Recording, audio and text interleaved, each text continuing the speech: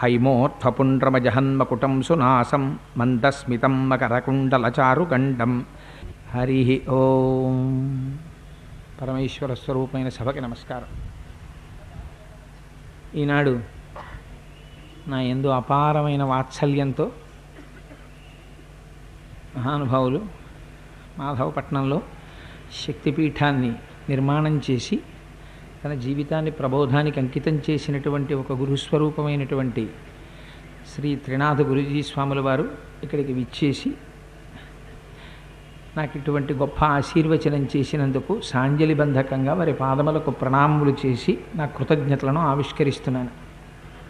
నిన్నటి రోజు కిష్కింధాకాండంలో మనం కార్యక్రమాన్ని పూర్తి చేసేసరికి చాలా ఆగ్రహోదగ్రుడై ఉన్నటువంటి లక్ష్మణమూర్తి ఆయన దగ్గరికి వెళ్ళి మాట్లాడడానికి ధైర్యం సరిపోక సుగ్రీవుడు మదోన్మత్తురాలయ్యున్నటువంటి తారని వెళ్ళి నువ్వు మొట్టమొదట మాట్లాడితే ఇక్ష్వాకు వంశ సంజాతులైనటువంటి వారు పరమధర్మమూర్తి అయినటువంటి రామచంద్రమూర్తి యొక్క తమ్ముడు, విశేషించి నడువడి ప్రధానమైనటువంటి జీవితం కలిగినటువంటి వారు, సత్యధర్మముల యొక్క స్వరూపాన్ని సమగ్రంగా తెలుసున్నటువంటి వారు, అటువంటి లక్ష్మణుడు ఒక స్త్రీని చూసి ఎన్నటికీ కోపగించడు. నిన్ను చూడగానే తన కోపాన్ని విడిచిపెట్టి ఇంద్రియములను నిగ్రహించి తిరిగి ప్రసన్నుడవుతాడు.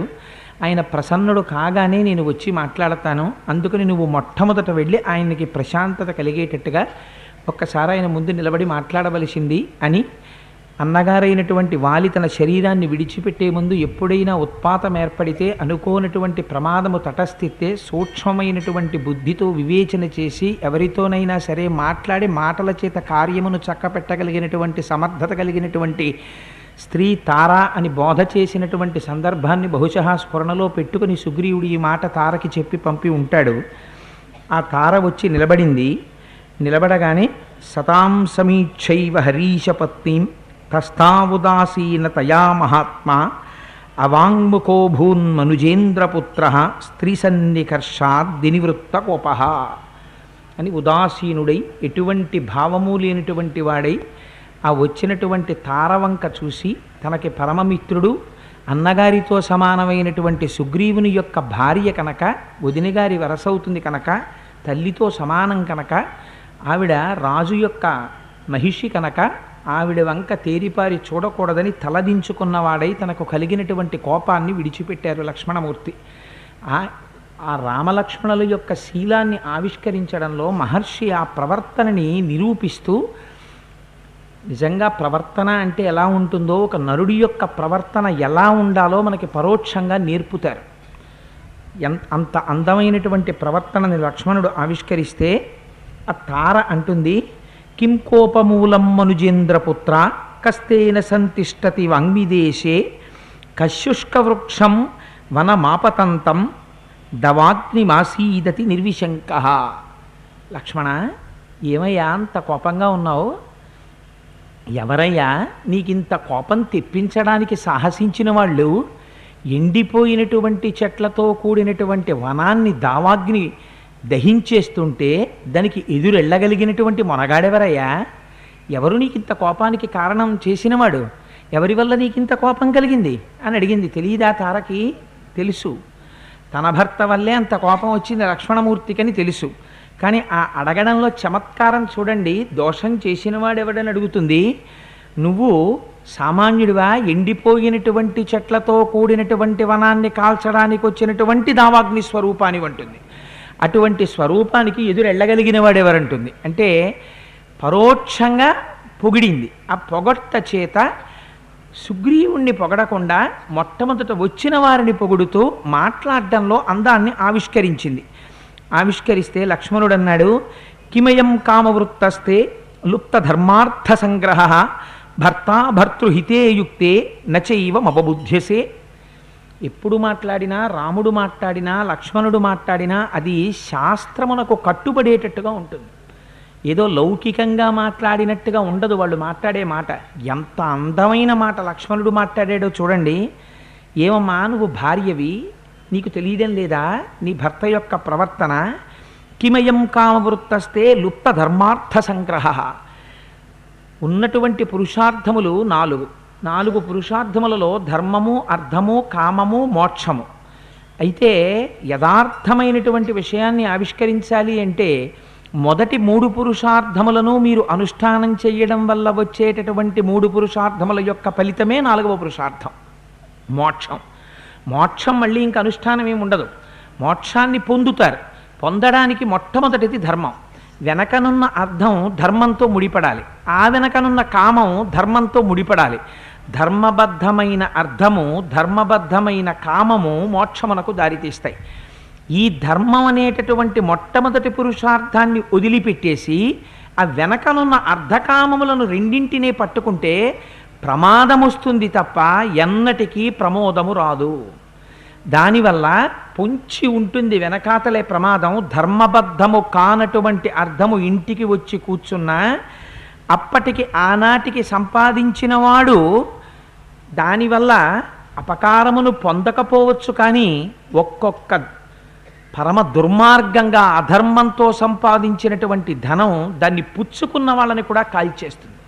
ఇది పరమసత్యం. అందుకే మీరు కొన్ని ఇళ్లల్లో చూడండి, ఈ ఇల్లు కలిసి రాలేదండి, ఈ ఇంట్లో ఉన్న వారికి ఎప్పటికీ పెళ్ళవలేదు అంటారు. నాకు కుటుంబాల పేర్లు చెప్పడం ఇష్టం లేదు, కానీ ఇప్పటికీ నాకు కొన్ని కుటుంబాలు తెలుసు. ఆ ఇళ్లలో ఒక్కరికి కూడా వివాహం కాకుండా ఉండిపోయారు. వివాహమైనటువంటి ఒక్కరికి 6 నెలలలో భర్త శరీరాన్ని విడిచిపెట్టారు. అది ఎక్కడో పొందడంలో తేడా. ఆ ఇల్లు ఇక శాంతినివ్వదు. అది ఏమవుతుందంటే సంపాదించడంలో వచ్చినటువంటి అన్యాయ మార్గం అనుభవిస్తున్న వాళ్ళందరినీ కూడా కట్టి కుడుపుతూనే ఉంటుంది. అందుచేత మొట్టమొదట ఉన్నటువంటి పురుషార్థమైనటువంటి ధర్మంతో మాత్రమే అర్ధకామాల్ని కలపాలి. ఇది మిగిలినటువంటి 84 లక్షల జీవరాశులలో 83,99,999 జీవరాశులకి ఈ పరిస్థితి అవసరం లేదు. ఎందుచేతన అంటే ఉపాధి చేత అవన్నీ పశువులు, కానీ బుద్ధి అదనముగా ఇయ్యబడినటువంటి మనిషికి మాత్రమే పురుషార్థం. అందుకే మీరు ఏ పూజ చెయ్యండి, మిగిలినవన్నీ పక్కన పెట్టండి, తప్పకుండా అడిగేది మాత్రం ధర్మార్థ కామ మోక్ష చతుర్విధ ఫల పురుషార్థ సిద్ధ్యర్థం అని అడుగుతాం. అర్థము ధర్మబద్ధము కావాలి, కామము ధర్మబద్ధము కావాలి. ధర్మబద్ధము కాని అర్థము తనని కాల్చేస్తుంది, సమాజాన్ని కాల్చేస్తుంది. ధర్మబద్ధము కాని కామము తనని శోకింపచేస్తుంది, సమాజాన్ని శోకింపచేస్తుంది. ఒక్కొక్క నాడు సమాజపు పరిస్థితిని కూడా కట్టుబాటు దాటించి భ్రష్ట స్థితికి తీసుకెడుతుంది. అందుచేత ఒక్క మనుష్యుడు మాత్రం అర్థమును కామమును ధర్మబద్ధం చేసుకోవడం నేర్చుకోవాలి ప్రయత్నపూర్వకంగా. ఎంత అందమైన మాట మాట్లాడాడో చూడండి. మరి వానరుడు కదండి, వానరుడికి ఎలా తెలుస్తుంది? ఈ మాట వానరుడికి లక్ష్మణుడు చెప్పాడంటే దాని వెనకాతల ఒక రహస్యం ఉంది. ఆయనే సామాన్యుడు కాడు. ఆయన సంధ్యావందనం చేస్తాడు, ఆయన మంత్రుల చేత పరివేష్టింపబడి ఉంటాడు, ఆయన రాజ్యపాలనం చేస్తున్నాడు, ఆయనకి పట్టాభిషేకం ఉంది, ఆయన మూర్ధాభిషిక్తుడయ్యాడు, ఆయనకి వేదము గురించి తెలుసు, వేదాధ్యయనం గురించి తెలుసు. ఇవన్నీ తెలుసున్నటువంటి సర్వోత్కృష్టమైనటువంటి వానరజాతి. అందుకని అటువంటి వానరజాతిలో పుట్టినటువంటి సుగ్రీవుడికి కామం అనుభవించినా దానిని ధర్మబద్ధముగా అనుభవించడంలో లోపం వచ్చింది. ఒక స్త్రీతో మాట్లాడేటప్పుడు, అందునా భార్యతో మాట్లాడేటప్పుడు దోషం ఎక్కడుంది సుగ్రీవుల్లో? ఇవాళ అర్థమునందు ఉన్నదా అన్నది పక్కన పెట్టండి, తక్కువ. కానీ కామమునందు విశేషంగా ఉంది. ఎందుకని స్నేహితుడికి ఇచ్చిన మాట కూడా పక్కన పెట్టి రాత్రనక పగలనక తారా రుమలతో క్రీడిస్తున్నాడు. ఈ మాట ఒక భార్యతో చెప్పేటప్పుడు ఎలా చెప్తాడు? నీ భర్త యందు దోషం ఉందని. ఏమయ్యా ఎవరు చేశారు తప్పని అడిగింది ఆవిడ. ఎవరు చేశారు తప్పంటే లక్ష్మణమూర్తి నిస్సందేహంగా మాట్లాడారు. కానీ మాటలలో అంత భావన యందు వ్యగ్రత ఉన్నా మాట మాట్లాడేటప్పుడు శాస్త్రము యొక్క కట్టుబాటుకి పక్కకి వెళ్లకుండా కేవలము ధర్మమును మాత్రమే ప్రతిపాదింపగలిగినటువంటి మాటనే మాట్లాడగలగడం, అది ఎంతో లోపల ఇంద్రియాన్ని నిగ్రహించగలిగినటువంటి వ్యక్తులైతే తప్ప అలా మాట్లాడలేరు. లేకపోతే గ్రామ్యంతో కూడినటువంటి మాట గభాలన వచ్చేస్తుంది నోటి వెంట. ఎంత అందంగా మాట్లాడతాడో చూడండి. ఏమమ్మా ఇవ్వాలా నీకు తెలియదా? నువ్వు భార్యవి కదా, భార్య యందు కదా కామమును అనుభవిస్తున్నాడు. మిత్రుడికి ఇచ్చిన మాట తప్పాడు, 4 నెలల సమయం గడిచిపోయింది, నన్ను అడుగుతావమ్మా ఆ మాట? ఇవాళ ధర్మమునకు అర్థమునకు దూరమయ్యాడు, కేవలము కామము యందు రమిస్తున్నాడు సుగ్రీవుడు. ఇది దోషం కదా. నచింతయతి రాజ్యార్థం నస్మాన్ శోక పరాయణాన్ సామత్య పరిషత్తారే కామమేవోపసేవతే. ఎంత అందంగా అడిగాడో చూడండి. రాజన్నవాడికి కేవలము కామం ఒక్కటేనా అనుభవించవలసింది? రాజన్నవాడికి మొట్టమొదట నిర్వహించవలసినటువంటి కార్యం మంత్రి పరిషత్తుతో కూడి సమాలోచన చేసి రాజ్యకార్య నిర్వహణ చెయ్యాలి రాజు. అది చేశాడమ్మా నీ భర్త? ఎక్కడ చేస్తున్నాడు? ఎప్పుడు వచ్చాడు సింహాసనం మీద? ఎప్పుడు కూర్చున్నాడు? ఎప్పుడు సభని కొలువు తీర్చాడు? ఎప్పుడు ఎవరి మాట వింటున్నాడు? ఎప్పుడు ఎవరి గురించి ప్రశ్న వేశాడు? చెయ్యలేదు.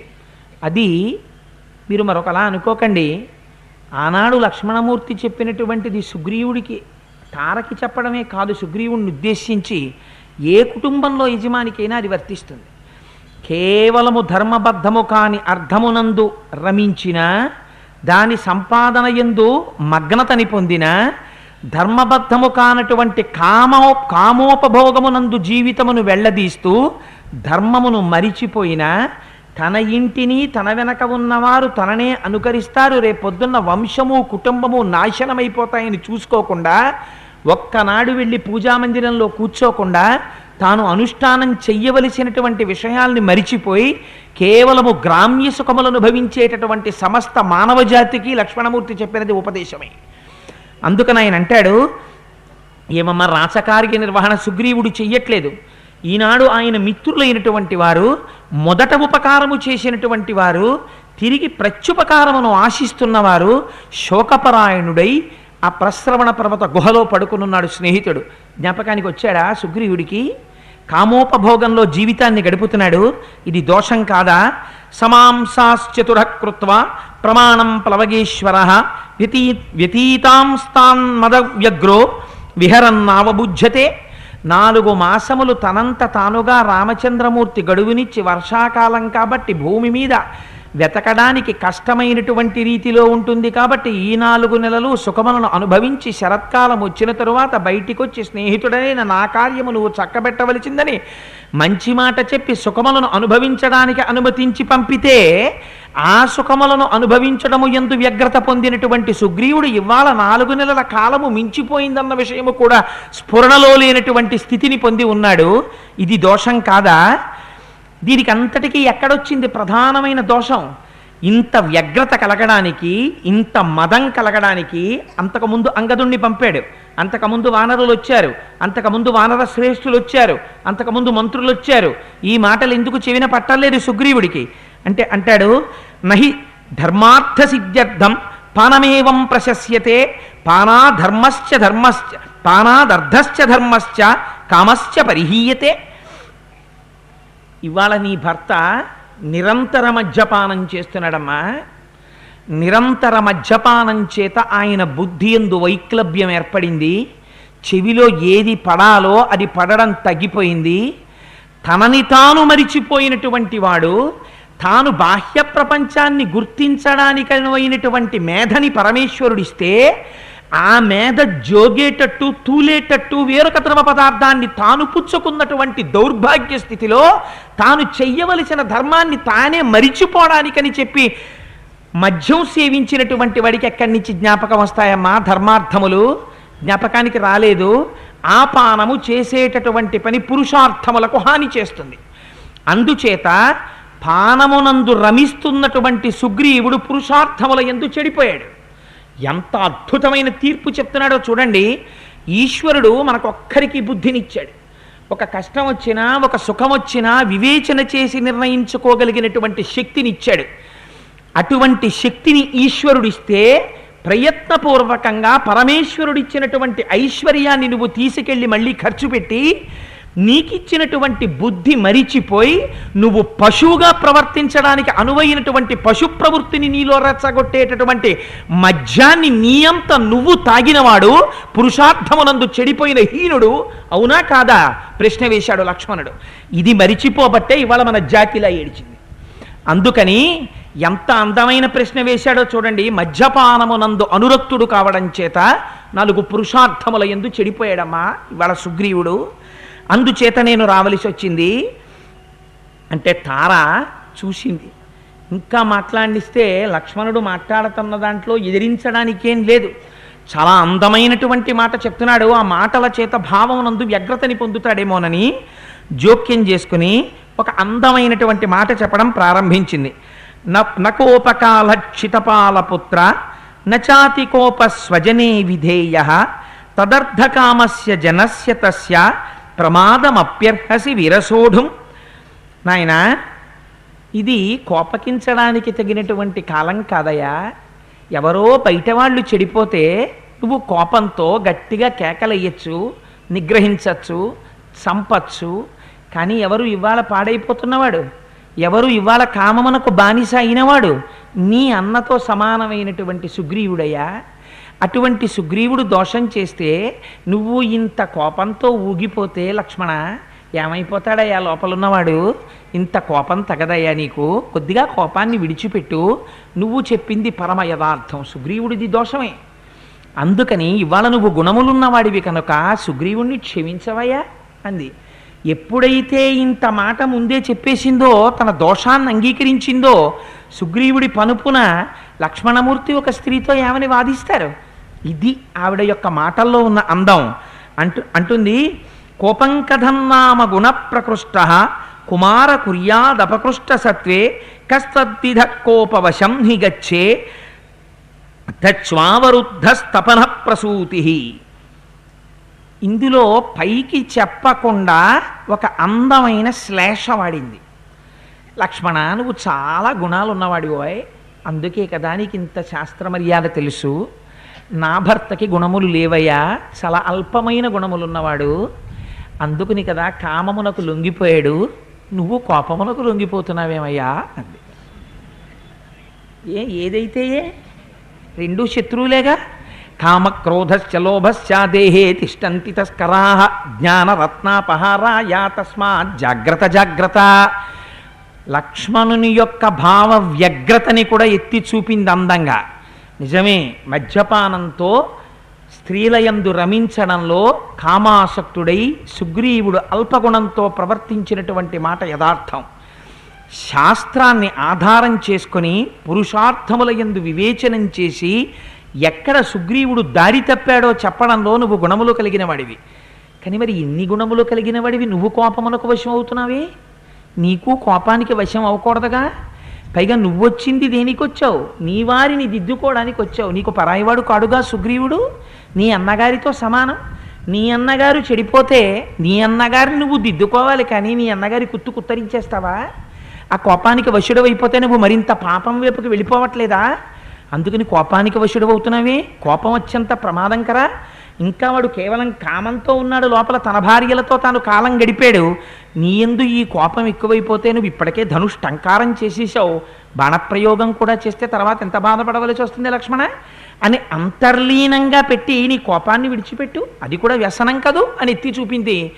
ఆ కోపాన్ని లక్ష్మణుడు కానీ పక్కన పెట్టేశాడా, ఇంకా ఇద్దరిని ఎలా కలిపేయాలో తారకి తెలుసు.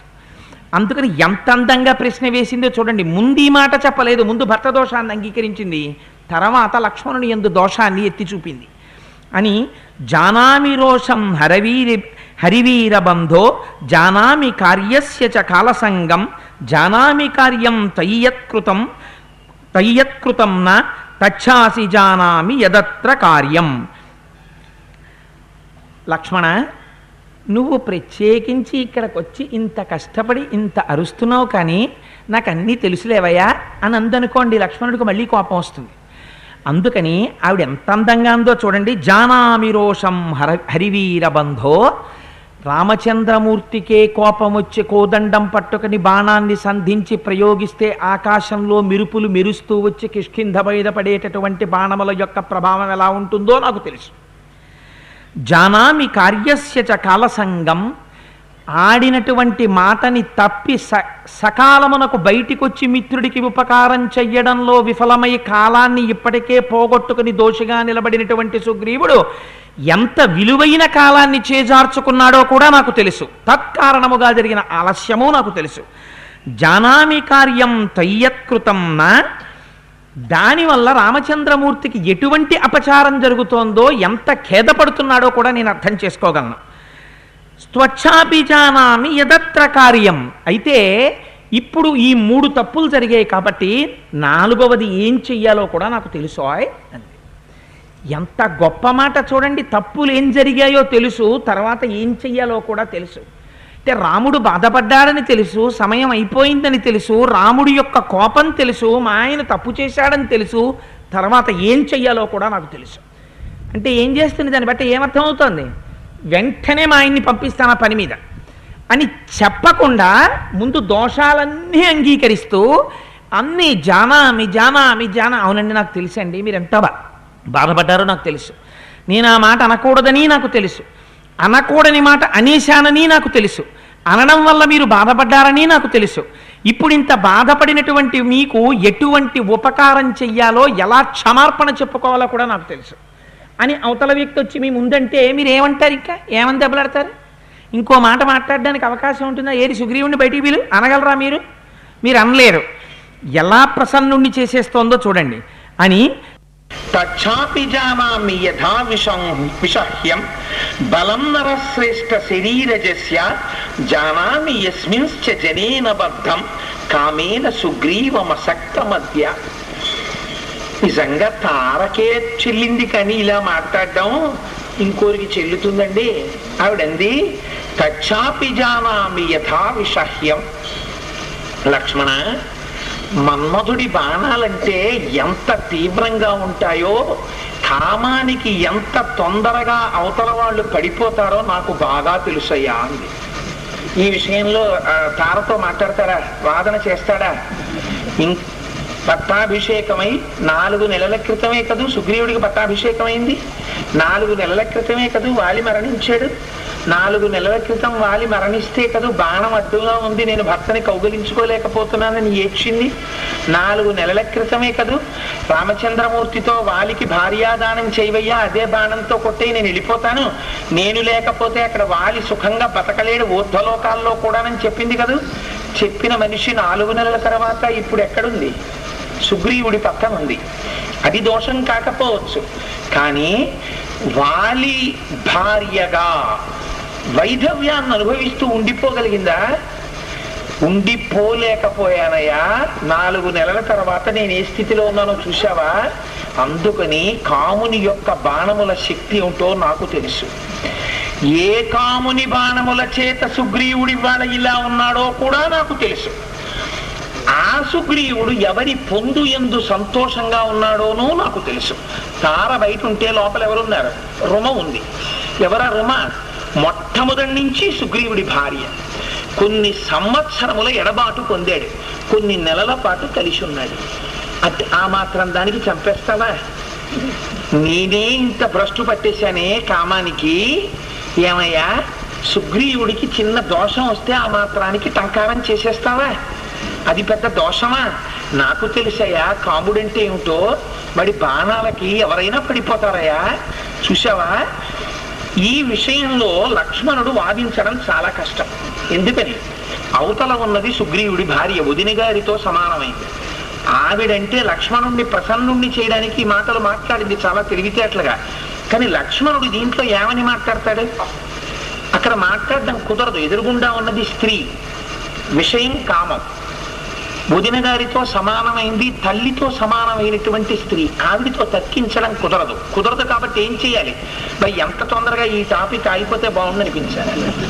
కాబట్టి ఆ స్థితికి మెల్లిగా తీసుకొచ్చి సరే ఏదో అయింది, ఏదో అయిపోయిందిలేమ్మా, ఇప్పుడు ఇవన్నీ ఎందుకు? కానీ తల్లి వస్తాడా ఆయన బయటికి? ఏమైనా సాయం చేస్తారా?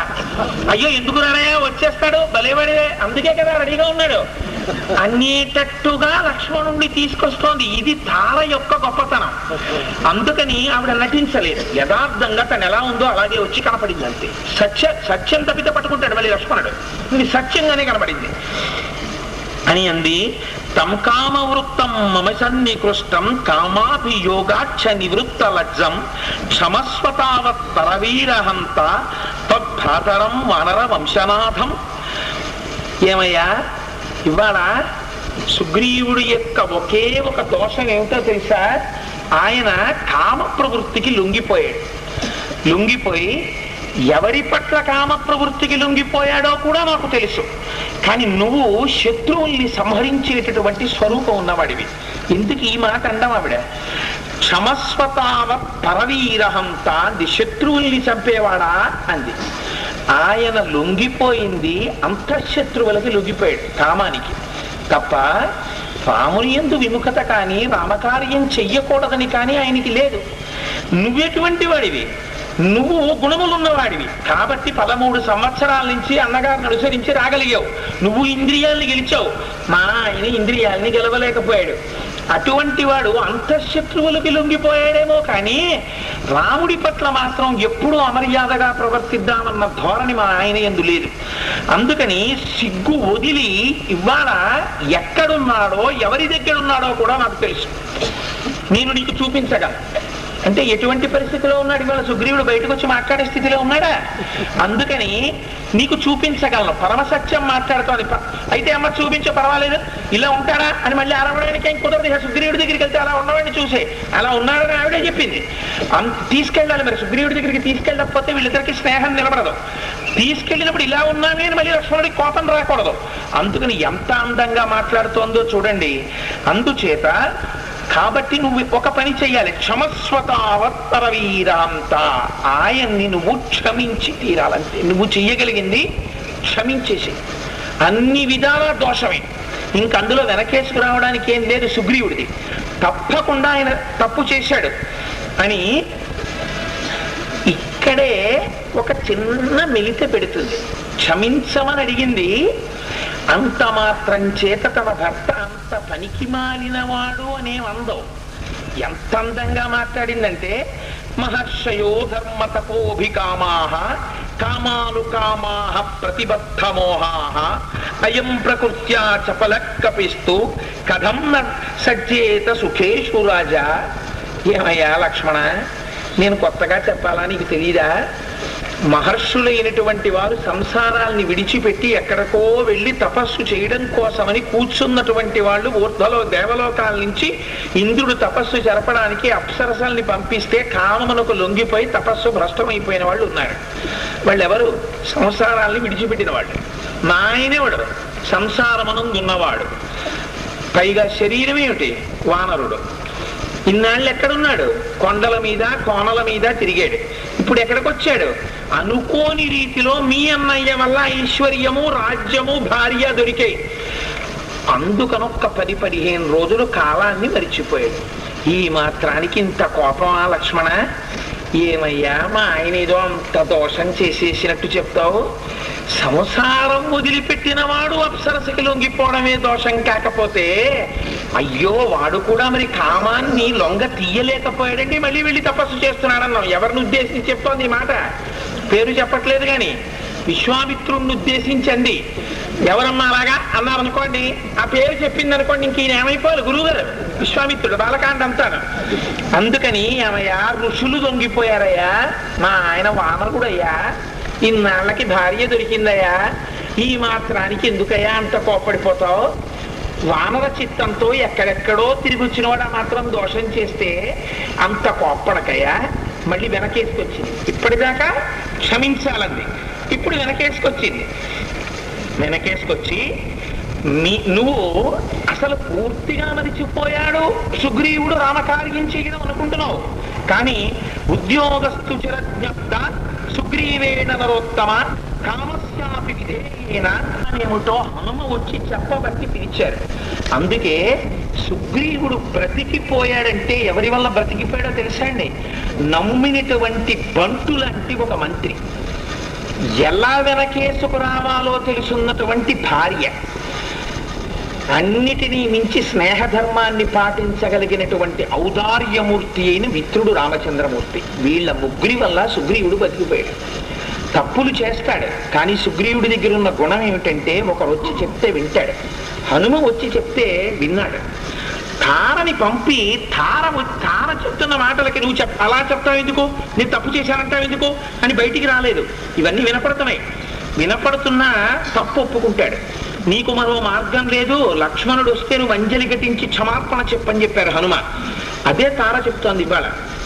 అలా చెప్పినా వింటాడు. ఆ వినే లక్షణం ఒక్కటి ఉంటే ఎలా ఉద్ధరింపబడిపోతారో మనకి ఈ కాండలో ఈ సర్గలు చూపిస్తాయి.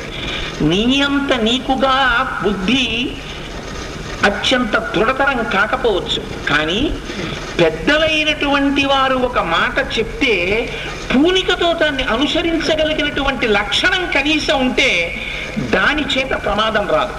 కొంతమందికి కొన్ని రకాల బుద్ధులు ఉంటాయి. ఒక రాగి పాత్ర తీసుకెళ్లి ఎంత చింతపండు పెట్టి తోమి మీరు కాసేపు బయట పెట్టండి, దానికి మళ్ళీ కిలు అంటుకుంటుంది. మొసలిని తీసుకెళ్లి త్రివేణి సంగమంలో జీవితాంతం పడుకోబెట్టండి, ఎవడు కాలెడతాడు లాగుదామని చూస్తూ ఉంటుంది. పందిని తీసుకెళ్లి ఎన్నాళ్ళు పన్నీటితో స్నానం చేయించండి, బురదలో పడుకోవడం మానదు.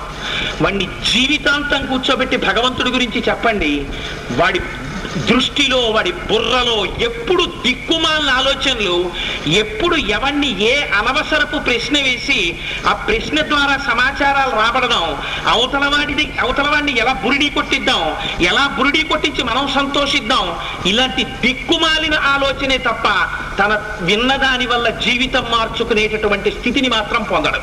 చొప్పదంటూ ప్రశ్నలు, దానివల్ల అర్థం ఉండదు. అర్థం లేనటువంటి ప్రశ్నలన్నీ వేసి తమని తాము పాడు చేసుకుంటారు, ఇతరుల సమయాన్ని పాడు చేస్తారు.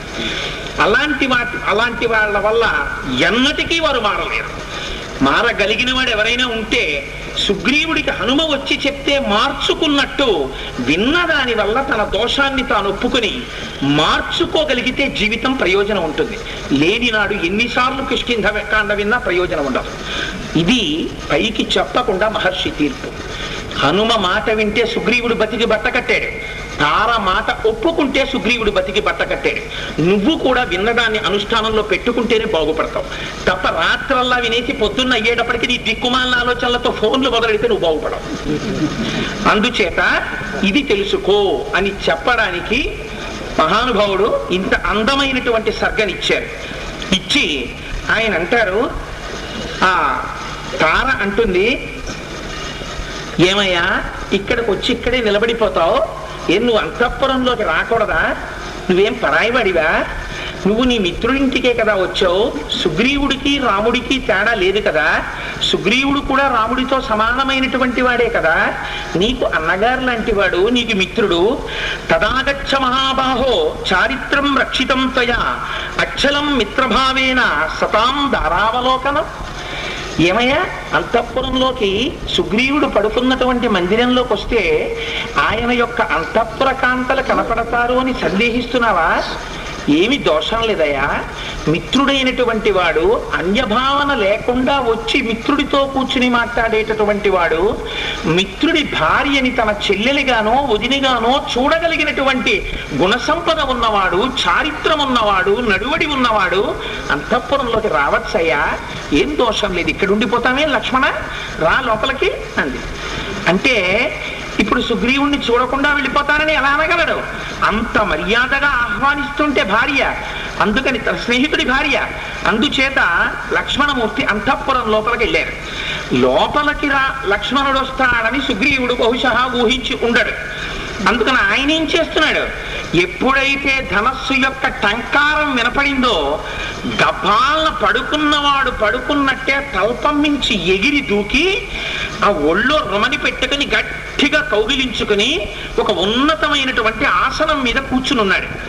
ఇంతలో గబుక్కుని తెర తీసుకుని లక్ష్మణమూర్తి లోపలికి వచ్చేసారు. లోపలికి వస్తే రుమాంతు వీర పరిరభ్యగాఢం వరాసనస్థో వరహేమ వర్ణ దదర్శ సౌమిత్రి మదీన సత్వం విశాల నేత్ర సువిశాల నేత్రం. బంగారు రంగుతో మెరిసిపోతున్నటువంటి సుగ్రీవుడు తొడ మీద రుమని కూర్చోబెట్టుకుని గట్టిగా కౌగిలించుకుని ఉన్నట్ట. తెర తీసుకుని లక్ష్మణుడు లోపలికి రాగానే ముఖం వివర్ణం అయిపోయింది, తన దోషం జ్ఞాపకానికి వచ్చింది. అలా అవడం కూడా చాలా గొప్ప విషయం. అందరికీ ఇవ్వమంటే అవదు, తిరగబడి డబాయించేవాడికి ముఖం అలా అవదు. తన తప్పు తాను ఒప్పుకున్న వాడికి మాత్రమే ముఖం వైవర్ణ్యాన్ని పొందుతుంది, అది కూడా ఉత్తమ లక్షణమే. అందుకే మారుతున్నాడు అనడానికి గుర్తేది చెప్తారో తెలుసా? తప్పు రహస్యంగా చేయడం మొదలెట్టడం కూడా మారుతున్నాడనడానికి మొదటి లక్షణం. అంతకుముందు నన్ను ఎవడేం చేస్తాడని 10 మందిలో బరితెగించి చేసేవాడు. ఇవాళ అలా చెయ్యట్లేదు, కొంచెం చాటు మాటు పెట్టుకుంటున్నాడు. అంటే ఏమైంది, ఎవరికో భయపడ్డం మొదలు పెట్టాడు, అది మార్పు. అందుకే పెద్దలు అన్నారు, అక్కడ నువ్వు మళ్ళీ ఇంకా కొంచెం పుటం పెట్టు. ఒక నగ చెయ్యాలంటే అంత తొందరగా అయిపోతుందా? ఒకసారి కంసాలి వారి దగ్గరికి వెళ్ళి కూర్చొని చూడండి. బంగారాన్ని కాలుస్తారు, ముద్దయిపోతుంది. మనం అంటే గొలుసు టక్కని చక్కగా మెడలో వేసేసుకుంటాం. కానీ వారు చిన్న పలక లాంటిది తీసుకుని దాని మీద నోటితో ఇలా వంకరగా ఉండేటటువంటి సాధనాన్ని పట్టుకుని కరిగిన బంగారాన్ని ఇలా నోటితోకి తీసుకుని ఎంత ఊదాలో అంత పూస పెట్టి శ్రావణంతో ఆ పూసని ఈ పూసని కలిపి చిన్న టంకం పెట్టి మళ్ళీ దీన్ని కాల్చి లక్క పెట్టి ఇన్ని చేస్తే తప్ప మీరు మెడలో వేసుకోవడానికి ఆభరణం రావట్లేదే. ఇంతకుముందు దుష్టుడైనటువంటి చారిత్రం ఉన్నవాడు ఒక్క రాత్రిలో మారిపోతాడా? మారడు. దానికి సమయం పడుతుంది. కొద్ది కొద్దిగా మారుతాడు. వైక్లభ్యాన్ని అనుభవిస్తూ ఉంటాడు, మారుతూ ఉంటాడు. అందుకే మీకు ఏ దేశంలో ఎక్కడ ఈ ప్రక్రియ కనపడదు. మీకు ఇతర దేశాల్లో ఎక్కడ పురాణాలు చెప్పుకోవడం, జనం అందరూ సాయంకాలం వచ్చి కూర్చోవడం, ఎవరో నాలా తెలియనటువంటి వాడు కూర్చుని అందులో ఉన్నటువంటి ధర్మానికి సంబంధించిన విషయాల్ని మాట్లాడడం, విన్న వాళ్ళందరూ ప్రసాదం పుచ్చుకొని సంతోషంగా ఇంటికి వెళ్ళిపోవడం, దాన్ని తలుచుకోవడం, మీకు ఇతర సంప్రదాయములలో ఇతరమైన దేశములలో ఇది కనపడదు. మీరు ఎక్కడికైనా వెళ్ళండి, ఏ అమెరికాయో ఎక్కడికో వెడితే పురాణాలు చెప్పడం అన్న ప్రక్రియ కానీ, లేకపోతే వాగ్గేయకారులు ఇచ్చినటువంటి కృతులను కీర్తనలను పాడడం కానీ, భగవత్ సంబంధంగా నాట్యం చెయ్యడం కానీ, అగ్నికార్యం చేసి ప్రకృతి ఇచ్చిన సంపదని ప్రకృతికి ఇచ్చి దేవతలకిచ్చి కృతజ్ఞతాపూర్వకంగా ప్రసాదంగా వర్షాన్ని ఐశ్వర్యాన్ని పొందడం కానీ ఈ జాతికి ఒక్కటానికే తెలుసు. ఇది మన జాతి గొప్పతనం. అందుకే మన ధర్మం వైదిక ధర్మం. అందుకే అటువంటి వైదిక ధర్మం ఉన్నవాళ్ళం కాబట్టే ఎవ్వరూ ఒక్కసారి మారతారు అని అనరు. క్రమక్రమంగా తన స్వభావాన్ని మార్చుకోవాలని కోరుకుంటారు. అందుచేత అంతటి మహానుభావుడు లక్ష్మణుడు కూడా లోపలికొస్తే సుగ్రీవుడు అలా కనపడితే ఆ సుగ్రీవుడు ముఖం వైవర్ణ్యం పొందితే ఆనందించే ఉంటాడు. అప్పుడు ఇంత దోషం చెప్పింది పైగా తార ఎక్కడున్నాడో తెలుసు, ఏ పరిస్థితిలో ఉన్నాడో తెలుసు. వాళ్ళ కామోపభోగమనందున్నాడు, దోషమే చేశాడు. నీ అన్నగారికే క్షమించవయ్యా, రా లోపలికి. నీ అన్నగారైతే చూడకుండా వెళ్ళిపోతావా? రా, మిత్రుడింట్లోకి రాకుండా పెడతామే, లోపలికి రా అంతఃపురంలోకని పిలిచింది. ఇప్పుడు గభాలన బాణం ఎక్కుపెట్టి కొట్టేస్తారా? కొట్టలేడు. ముందు ఈ అధ్యవసాయాన్ని కల్పించింది, కల్పించప్పుడు తీసుకొచ్చింది. తార గొప్పతనం ఏమిటో తెలుసా అండి?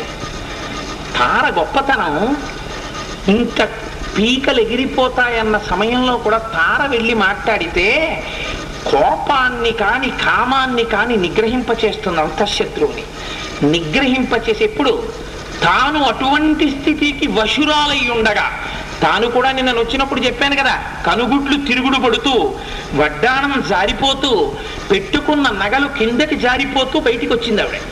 కానీ మాట మాత్రం ఎంత అందంగా మాట్లాడుతుందో చూడండి. అందులో అసత్యం ఉండదు.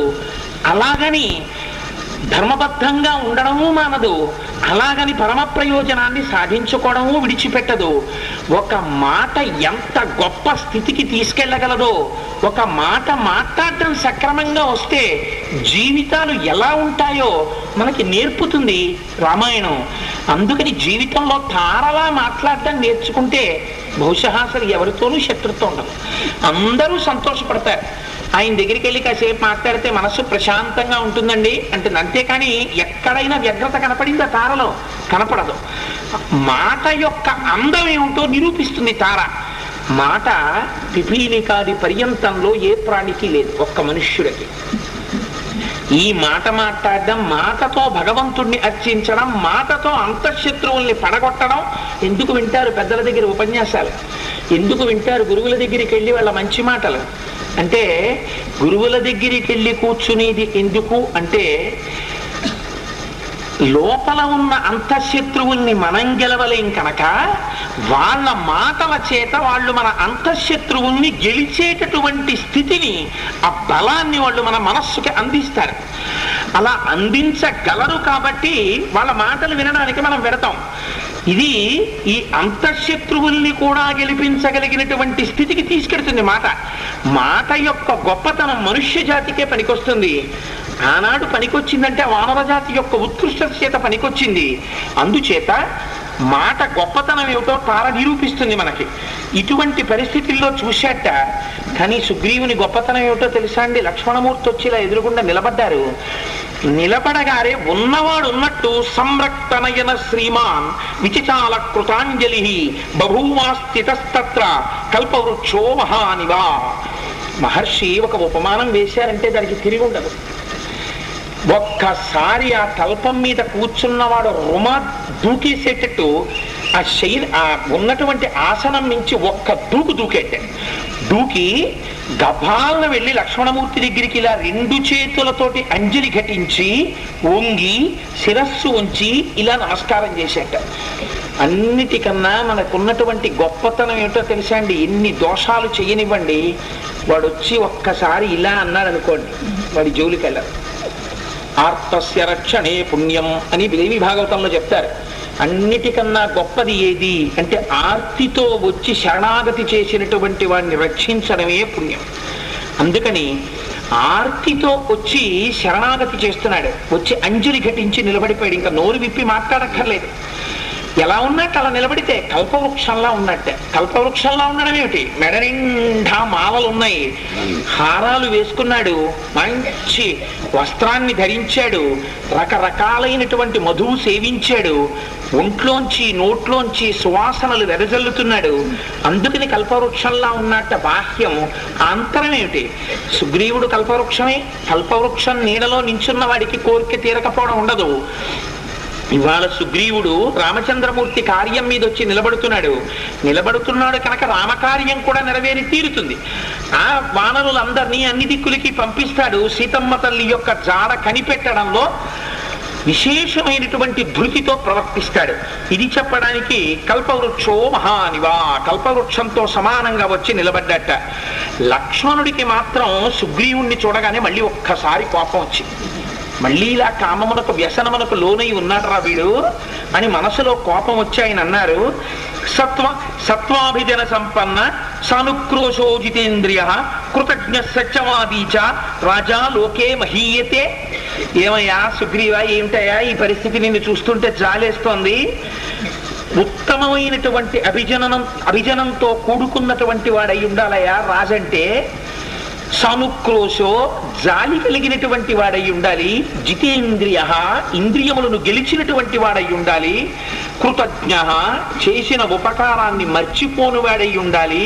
సత్యవాది ఒక మాట చెప్తే తప్పని వాడై ఉండాలి. రాజా లోకే మహీయతే, అటువంటి వాణ్ణి ఈ లోకం రాజు అని గౌరవిస్తుంది. ఇవాళ లక్ష్మణమూర్తి చెప్పినటువంటి గుణాల్లో ఏ మంచి గుణాలు ఉన్నాయి సుగ్రీవుడి దగ్గర? చుట్టూ ఉన్న వాళ్ళు చూస్తే వీళ్ళందరినీ పెట్టుకుని ఉన్నాడు. కృతజ్ఞుడైపోయాడు, చేసిన ఉపకారం మర్చిపోయాడు, ఆడిన మాట మర్చిపోయాడు, ఇంద్రియముల యొక్క నిగ్రహమా తప్పిపోయాడు. నిన్ను రాజుని ఎలా పిలవడం? నిన్ను రాజుని చేసినటువంటి వాడు చిన్నబుచ్చుకునేలా చేశావు, వేరొక మాట. నిన్ను రాజుని చేయడం మా తప్పు, అంతే కదా ఇంకొక మాట అని. ఇలా ఉండొచ్చా రాజంటే? యస్తు రాజా స్థితో ధర్మే మిత్రాణాముపకారిణాం మిథ్యా ప్రతిజ్ఞాం కురితే కో నృశంసతరస్తతః. మిత్రుల దగ్గర సహాయం పొంది ఆ మిత్రులకి సహాయం చెయ్యడంలో పొరపాటు చేసిన వాణ్ణి, తప్పు చేసిన వాణ్ణి, తిరిగి ఉపకారం చెయ్యని వాణ్ణి లోకం ఏమని పిలుస్తుందో తెలుసా? క్రూరుడు అని పిలుస్తుంది. అందుకని ఇవాళ నిన్ను లోకమంతా సుగ్రీవుడు అనేటప్పటికేమనాలి? క్రూరుడైన సుగ్రీవుడు అని పిలుస్తుంది. నీకొక్క మాట చెప్తాను చూడు సుగ్రీవ. శతమశ్వానృతే హంతి సహస్రంతు గవానృతే ఆత్మానం స్వజనం హంతి పురుషానృతే. ఎప్పుడైనా సరే ఒక్క గుర్రం విషయంలో కానీ అసత్యం ఆడాడా? నేను మీకు గుర్రం ఇస్తానండి అని గుర్రం ఇవ్వడం మానేశాడు అనుకోండి, ఆ గుర్రం విషయంలో దోషం చేస్తే 100 గుర్రాల్ని నిష్కారణంగా చంపేసిన వాడికి ఎంత పాపం వస్తుందో అంత పాపం వస్తుంది. ఒక ఆవు విషయంలో దోషం చేశాడనుకోండి, అందుకే పవిత్రత పెరిగిన కొద్దీ అమృతం యొక్క స్థాయి కూడా మారిపోతుంటుంది. అందుకే మన వాళ్ళు భారతదేశం మొత్తం మీద ఉన్న క్షేత్రాల్లో ఏ క్షేత్రానికైనా సరే నేను వస్తాను అని అనమంటారు. కాశీ కాశీ వెళ్ళాలనుందండి అనమంటారు, గయ వెళ్ళాలనుందండి అనమంటారు, ఏదో పశుపతినాథ్ వెళ్ళాలనుందండి అనమంటారు.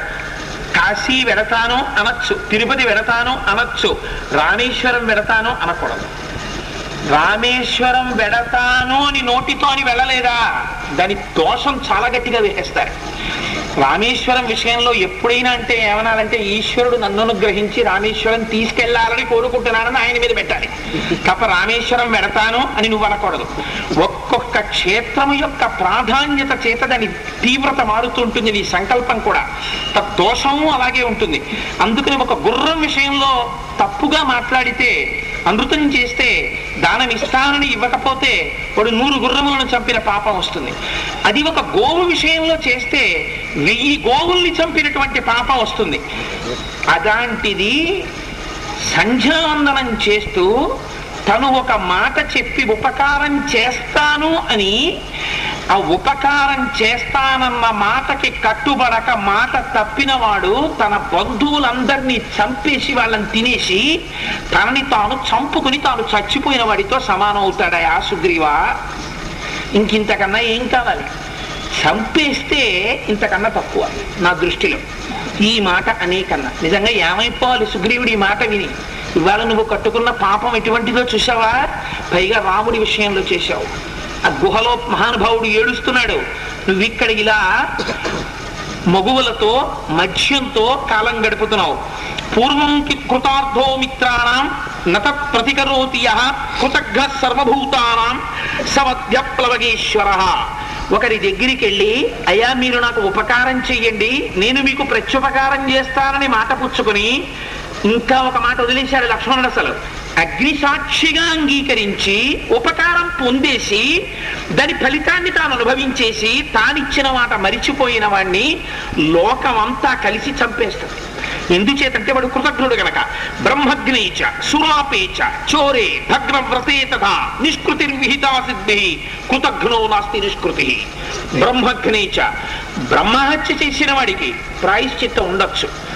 సురాపేచ మద్యపానం చేసినటువంటి వాడికి ప్రాయశ్చిత్తం ఉండొచ్చు. చోరే దొంగతనం చేసిన వాడికి ప్రాయశ్చిత్తం ఉండొచ్చు. భగ్నవ్రతే తథా ఒక వ్రతం చేస్తాను అని చెయ్యడం మానేసిన వాడికి ఉండొచ్చు.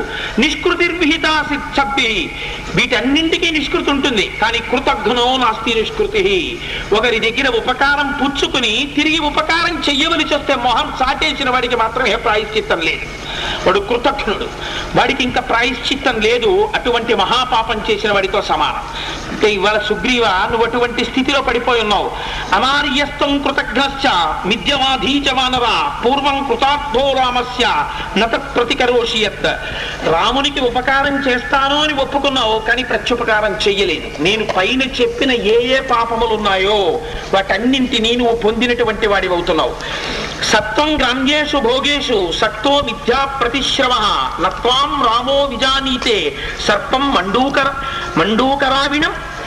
నిన్ను చూసి రాముడు అనుకున్నాడు నీ వినయ విధేయతలు, నువ్వు కూర్చోవడం, నువ్వు మాట్లాడడం, నువ్వు నమస్కారం చేయడం ఇవన్నీ చూసి చాలా మంచి మిత్రుడు అనుకుని వాలిని చంపి నీకు పట్టాభిషేకం చేశాడు. కానీ మా అన్న రాముడు కనిపెట్టలేకపోయాడయా, కప్పలా అరుస్తున్న పావుని నువ్వు అని గ్రహించలేకపోయాడు. ఎంత గొప్ప మాట అనేశాడో చూడండి. నిజంగా ఒక్కొక్క మాట అంటే తన్నుకు చచ్చిపోవాలి నిజంగా. రామకృష్ణ పరమహంస ఒకసారి దక్షిణేశ్వరంలో కాళికాలయానికి వెడుతున్నారు. సాయంకాలం వెడుతుంటే ఒక కప్ప అరుస్తోంది. ఆ కప్ప అరుస్తుంటే విన్నారు, వెళ్ళిపోయారు. వెళ్ళిపోయి మళ్ళీ అట్నుంచి తిరిగి వస్తూ చూస్తే ఆ కప్ప అలాగే అరుస్తోంది.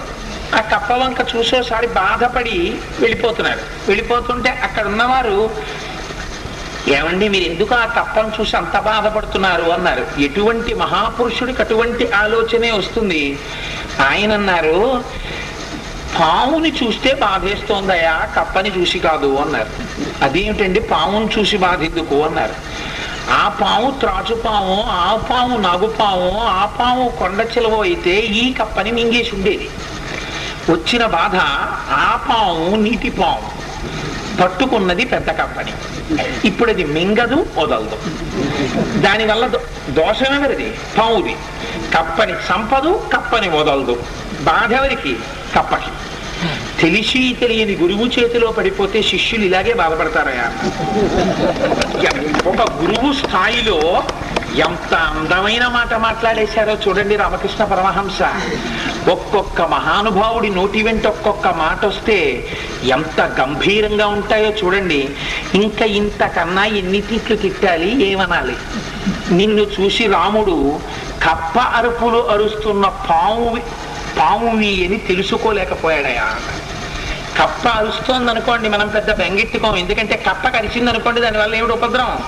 కప్ప కరవనే కరవడు, దిక్కుమాల కప్ప పాప అది కరవడం ఏమిటి? సాధు జీవి అదేం కప్ప కరిచేసిందని డాక్టర్ దగ్గరికి వెళ్ళిన వాడిని నేను చూడలేదు మరి ఇప్పటివరకు ఎక్కడ ప్రపంచంలో.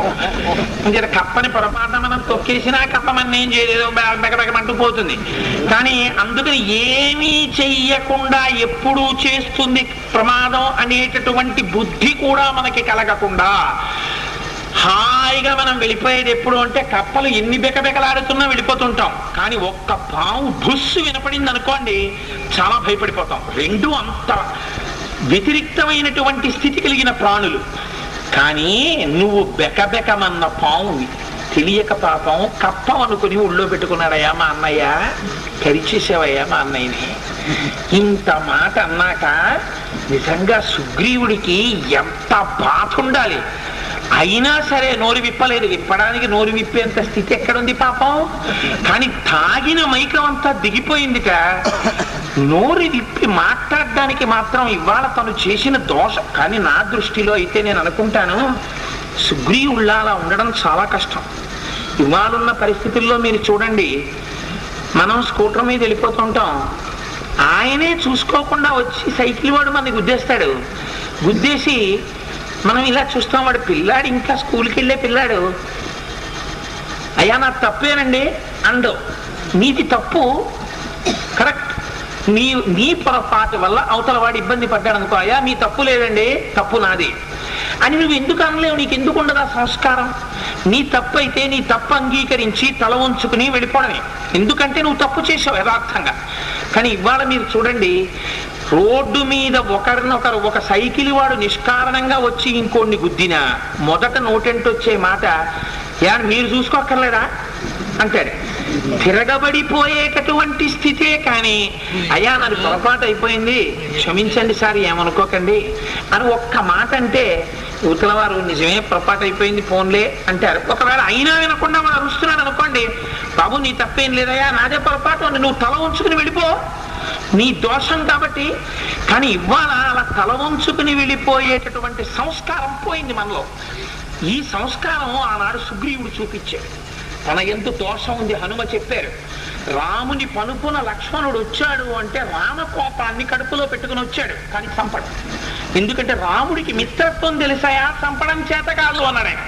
అందుకని ఇవాళ ఏం మాట్లాడినా అంజలి ఘటించి అలా ఒప్పుకో అంతే, ఒక్క మాట ఎదురు మాట్లాడకన్నారు. హనుమ మాటలు విన్నాడు కాబట్టి బతికిపోయాడు సుగ్రీవుడు. ఈ మాట వినే ధోరణి మనకుంటే, మన వల్ల ఒక పొరపాటు జరిగితే తల్లి కాని తండ్రి కాని ఒక మాట అంటే దాన్ని అంగీకరించగలిగిన స్థితి మనలో ఉందనుకోండి, సమాజం పరిఢవిల్లుతుంది. మనం దేశాన్ని ఉద్ధరించేయక్కర్లేదు. కట్టుకున్న సతిని నట్టేటిలో ముంచి కన్నవారి నోట గడ్డ కొట్టి సభలకెక్కువాడు చచ్చు పెద్దమ్మరా లలిత సుగుణజాల తెలుగు బాల అని నువ్వు దేశాన్ని ఉద్ధరించక్కర్లేదు.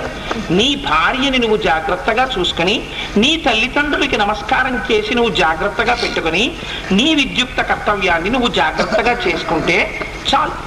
ఇవాళ పిల్లలు ఏ స్థితిలో ఉన్నారంటే, వాళ్ళకు తప్పు చేస్తే మీరు పిలిచి 2 నిమిషాల కన్నా ఎక్కువ 3వ నిమిషం వాళ్ళని దెబ్బలాడారు అనుకోండి, బా నాన్నగారు నీకు చెప్పాను కదా తప్పేండి, ఇంక క్లాస్ పీకేకండి దొరికాం కదా అని అంటున్నారు వాళ్ళు కూడా. అరే what a surprising tendency it is. అంటే వాళ్ళు దోషం చేస్తే ఎంతసేపు మాత్రమే మాట్లాడాలో తండ్రి గుర్తిరిగి ఉండాలి ముందు. అంతకన్నా ఎక్కువ మాట్లాడితే తండ్రి అపరాధి అయిపోతున్నాడు. అంత స్థితిలో ఇవాళ సమాజం ఉంటే, ఆ స్థితిలో కుటుంబాలు ఉంటే ఎక్కడి నుంచి వస్తుంది రామరాజ్యం రమ్మంటే, ఎక్కడి నుంచి వస్తుంది మనశ్శాంతి ఉండమంటే? ఇంట్లో ఉంటుంది. ఇన్ని మాటలన్నా హనుమ చెప్పారు కాబట్టి సుగ్రీవుడు అంజలి ఘటించి నిలబడపోవడంలో సుగ్రీవుడి గొప్పతనం ఉంది. ఆ విషయంలో సుగ్రీవుడి పాదాలకి నా తల తగిలేటట్టు నేను నమస్కారం చేస్తాను. సుగ్రీవుడి వల్ల నిజంగా తప్పు చేసిన రోజున అలా శిరస్సు ఉంచి ఎవరు ఏమన్నా నిలబడిపోయేటటువంటి ఓర్పు ఈశ్వరుడు కటాక్షించుగాక, అదే సమయంలో అంతంత పొరపాట్లు జరగకుండా కూడా ఈశ్వరుడు చూచుగాక. అందుకని ఈ మాటలు చెప్పి ఆయన అన్నాడు, సత్వం గ్రామ్యేషు భోగేషు సత్వో మిథ్యా ప్రతిశ్రమ నత్వాం రామో విజానీతే సర్పం మండూకరావిణం కృతం చేన్నాభిజానీషే రామస్యాక్లిష్టకర్మణ సద్యస్తం నిశితైర్బాణై హతో ద్రక్షసి వాలినం. ఏమయ్యా,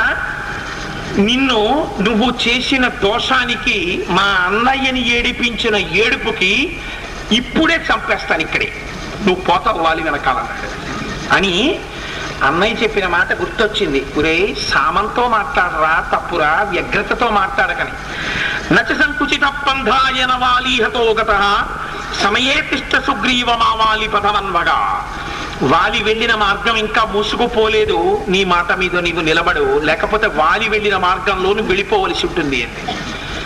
ఇది చూసి కూడా సుగ్రీవుడు మాట్లాడలేదు, ఇది విని కూడా సుగ్రీవుడు మాట్లాడలేదు. ఇది విని మాట్లాడినది ఎవరంటే మళ్ళీ తార మాట్లాడింది. ఆవిడ గొప్పతనం అది. ఆవిడంది, ఈ పొరపాటికి భర్త ముందు రుమ ఇతర వానర స్త్రీలు అలా చేతులు కట్టుకు దూరంగా నిలబడిపోయారు భయపడిపోతూ. నక్షత్రముల మధ్యలో చంద్రుడు నిలబడినట్టు నిలబడిపోయాడు సుగ్రీవుడు. ఇంతమంది భార్యల ముందు నిందిస్తున్నాడు లక్ష్మణుడు. అయినా మహానుభావుడు నిజంగా ఆ విషయంలో సుగ్రీవుడు గొప్పే. చేతులు కట్టుకుని తల ఉంచి అంజలి ఘటించి ఉండిపోయాడు. తార అంది, నైవం లక్ష్మణ వ్యక్తవ్యో నాయం పరుషమర్హతి హరిణామీశ్వర శ్రోత్రం తమ వక్త్రాతిశేషత. లక్ష్మణ, నువ్వు ఏమైనా అనుకో, కానీ నీ నోటి వెంట సుగ్రీవుడి గురించి ఇటువంటి మాటలు రాకూడదు, నువ్వు అలా మాట్లాడకూడదు.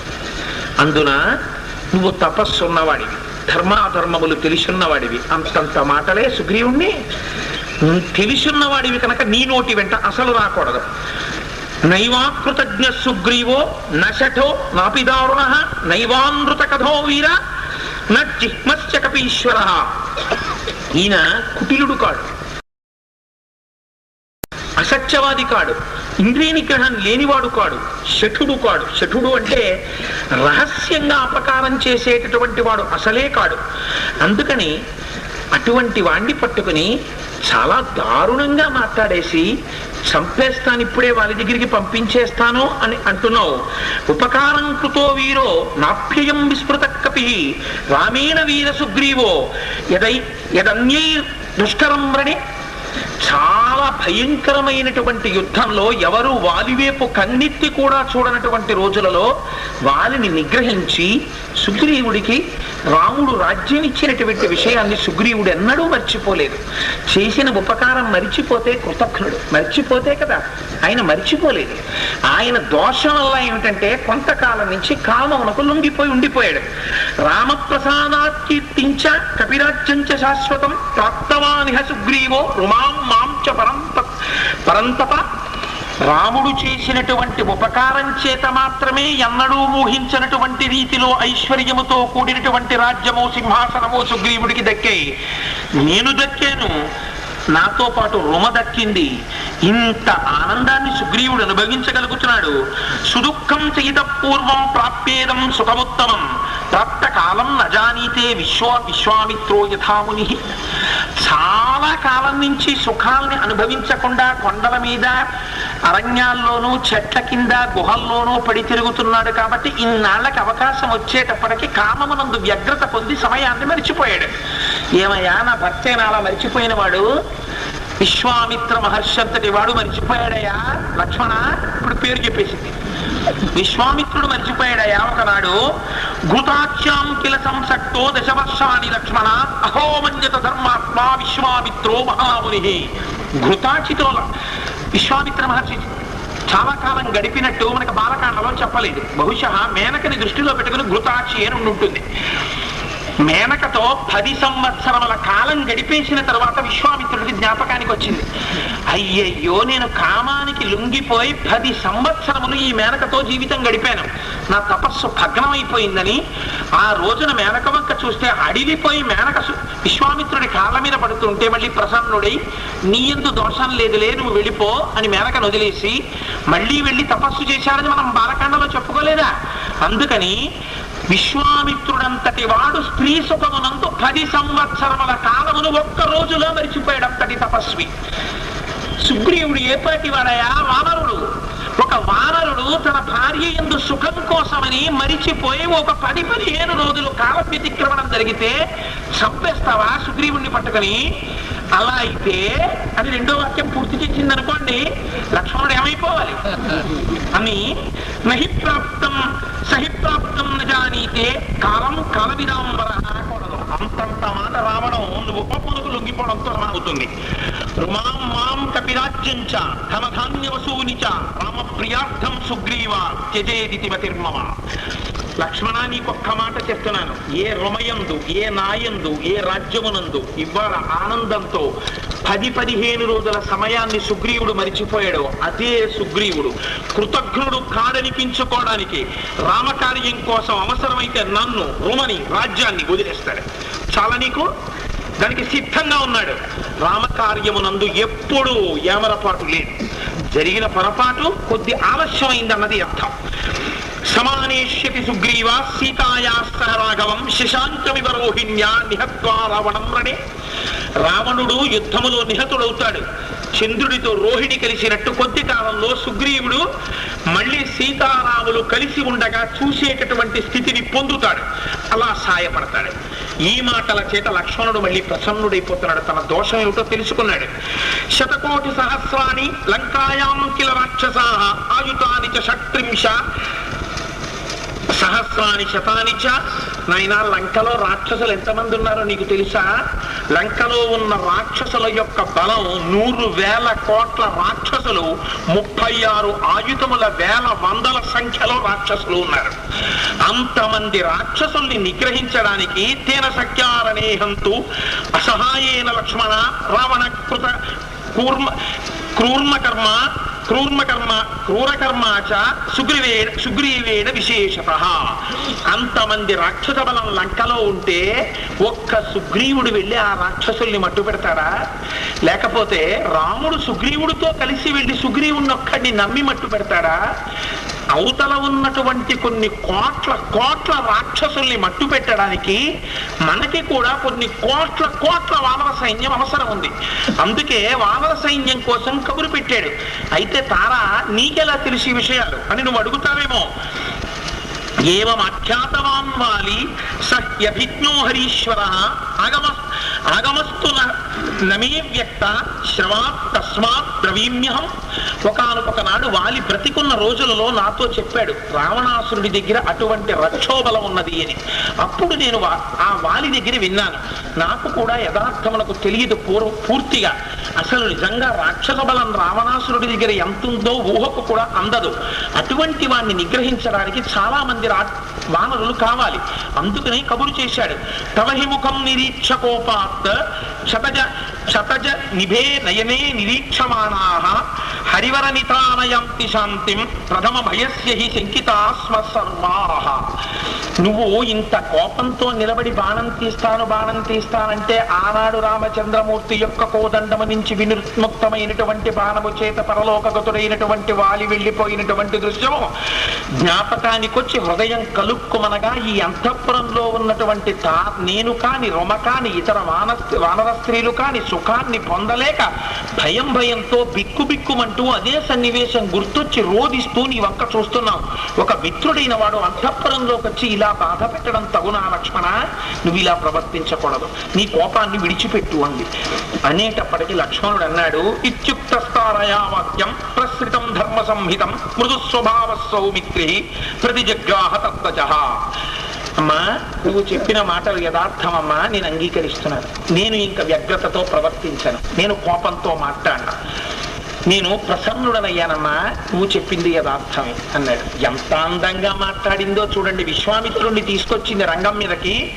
అప్పుడు ఎప్పుడైతే విశ్వామిత్రుణ్ణి రంగం మీదకి తీసుకొచ్చిందో తన గురువైనటువంటి వాడి గురించి ఎప్పుడూ చర్చ కూడా ఆయన యొక్క గుణములు గురించి స్తోత్రం జరుగుతుండగా వినాలి. కానీ తన గురువు యొక్క దోషాన్ని ఎవరైనా మాట్లాడుతుంటే శిష్యుడు అక్కడ ఉండకూడదు, వినకూడదు, వెళ్ళిపోవాలి. అందుకని జ్ఞానం ఉన్నవాడైతే అసలు వారి శిష్యుడు వీడు అని తెలిస్తే ఆ గురువు గురించి తక్కువగా శిష్యుడి దగ్గర మాట్లాడకూడదు. ఆ పాపం వాడికి కల్పించినందుకు వీడికి ఆ తలను పడుతుంది. అందుకని అమ్మా నా తప్పు నేను తెలుసుకున్నానమ్మా, నా తప్పు నేను తెలుసుకున్నాను, నేను కోపాన్ని విడిచిపెట్టానమ్మా, నేను ప్రసన్నుడనవుతున్నాను అని లక్ష్మణుడు అనగానే సుగ్రీవుడికి ఎక్కడలేని సంతోషం వచ్చేసిందిట. వచ్చేసి తదక్కంతగతమ్మాల్యం చిత్రం బహుగుణం మహత్ చిచ్ఛేద విమితశ్చాసి సుగ్రీవో వనరేశ్వర. ఒక్కసారి నిలబడిపోయి తన మెళ్ళో ఉన్న ఈ పుష్పహారాలన్నీ తెంపు అవతల పారేసి విషరవతల పారేసి ఒక్కసారి ఆ సుగ్రీవుడు వంక చూసి ప్రణష్టాశ్రీశ్చ కీర్తిశ్చ కపిరాజ్యంచ శాశ్వతం రామప్రసాదాత్ సౌమిత్రే పునఃప్రాప్తం ఇదం మయా సీతాం ప్రాప్స్యతి ధర్మాత్మ వధిష్యతి చ రావణం సహాయమాత్రేణ మయా రాఘవస్యేన తేజస సహాయ కృత్యం కిం తస్య ఏన సప్త మహాద్రుమాః శైలశ్చ వసుధా చైవ బాణే నైకేన దారితాః. నాయనా లక్ష్మణ, నేను రాజ్యాన్ని పోగొట్టుకుంటే, భార్యని పోగొట్టుకుంటే రామచంద్రమూర్తి అనుగ్రహంతో తిరిగి వాటిని పొందానయ్యా. రాముడికి నేను సహాయం చెయ్యడమా? రాముడికి సహాయం చేయడానికి నేను ఎంతవాడినయ్యా? ఒక్క బాణాన్ని వింటినారికి సంధిస్తే 7 సాలవృక్షములను కొట్టి పాతాళ లోకానికి వెళ్ళి భూమిని భేదించి మళ్లీ పైకొచ్చి ముహూర్త కాలంలో తన తూణీరములో చేసుకోగలిగినటువంటి బాణమును ప్రయోగించగలిగినంతటి సమర్థత కలిగినటువంటి కోదండ విద్యాపారంగతుడైన రామచంద్రమూర్తికి నేను సాయం చేసేవాడినా? కేవలం చూపు చేత బాణ ప్రయోగం చేత లంకని కాల్చేయగలడయ్యా మీ అన్నయ్య. అటువంటి రాముడికి సాయం చేసి రాముడికి సాయం చేసే అదృష్టం సుగ్రీవుడికి కలిగిందన్న మాట చేత కృతార్థుడినవడానికి నేను సిద్ధపడున్నానయ్యా. నన్ను మరొకలా అనుకోకు. ఎదికించిన విక్రాంతం విశ్వాసాత్రాణయేనవ ప్రేష్యస్య క్షమితవ్యం మే నకశ్చిన్నాపరాధ్యతి. మా రాముడే కదా, ఏమనుకుంటాళ్లే అని ప్రేమ చేతనే కాలాన్ని మరిచిపోయాను, లేకపోతే పంపించాను కదా వానర సైన్యానికి కబురు, పర్వాలేదులే అన్న విశ్వాసంలో మరిచిపోయాను. నేను కాలాన్ని మరిచిపోయినటువంటి మాట యథార్థం లక్ష్మణ. నన్ను క్షమించు, నాది పొరపాటు అయిపోయింది. ఒక్క మాట జ్ఞాపకం పెట్టుకో, నకశ్చిన్నాపరాధ్యతి. ప్రపంచంలో పొరపాటు చేయనివాడు ఉంటాడా లక్ష్మణ? అందరూ తప్పు చేసిన వాళ్లే కదా, నా వల్ల తప్పు జరిగింది, అందుకు నిన్ను క్షమించవయ్యా అన్నాడు. భగవంతుడి దగ్గరికి వెళ్ళి, భాగవతుల దగ్గరికి వెళ్ళి ఈ మాట అంటే వాళ్ళు కోపగించలేదు. ఆ మాట అనంతసేపే వెళ్ళి అయ్యా నన్ను క్షమించండి అని ఒక్క మాట అన్నాడా? క్షమించను అనలేరు. అందుకే ఎంతటి మహానుభావులు ఋషులు శాపం ఇస్తే అయ్యా ఎలాగండి అని ఒక్క మాట అనేటప్పటికీ మళ్ళీ తన స్వస్వరూపాన్ని పొందడానికి ఏ ప్రయత్నం చెయ్యాలో, ఎలా వస్తుందో మళ్ళీ అనుగ్రహాన్ని వెంటనే వర్షించేస్తారు. అందుకని ఆ వెళ్ళి చేతులు కట్టుకు నిలబడడం అనేటటువంటిది, క్షమించమని అడగడం అనేటటువంటిది ఎంత పొరపాటు చేసినా ఎలా దిద్దుకోవచ్చో, పెద్దల దగ్గర ఎలా ప్రవర్తించాలో, భేషజం లేకుండా ఎలా మాట్లాడాలో కిష్కింధకాండ మనకి నేర్పుతుంది సుగ్రీవుణ్ణి అడ్డుపెట్టి. ఈ మాట వినగానే లక్ష్మణుడు అన్నాడు, సర్వదా హి మమ భ్రాత ననాథో వనరీశ్వర తయా నాథేన సుగ్రీవ ప్రసృతేన విశేషతః. ఏమయ్యా నువ్వు పక్కన నాథుడిగా ఉన్నావయ్యా మా అన్నగారు రామచంద్రమూర్తికి. నీ ఛత్రఛాయలో నీ యొక్క అనుగ్రహంలో రాముడుండగా రాముడు అనాథేమిటయ్యా? నీ వంటి వాడి నీడలో ఉన్న రాముడు కృతార్థుడు, ఆ పని జరిగి తీరుతుందన్నాడు. ఎంత ప్రసన్నుడైపోయాడో చూడండి. క్షమించమనేటప్పటికీ ఇంత మాట వచ్చేసింది నోటి వెంట. అని ఇంకొక మాట అన్నాడు, దోషజ్ఞ సతి సామర్థ్యే కోన్యో భాషితుమర్హతి వర్జయిత్వా మమ జ్యేష్టం త్వాం చ వానరసత్తమః.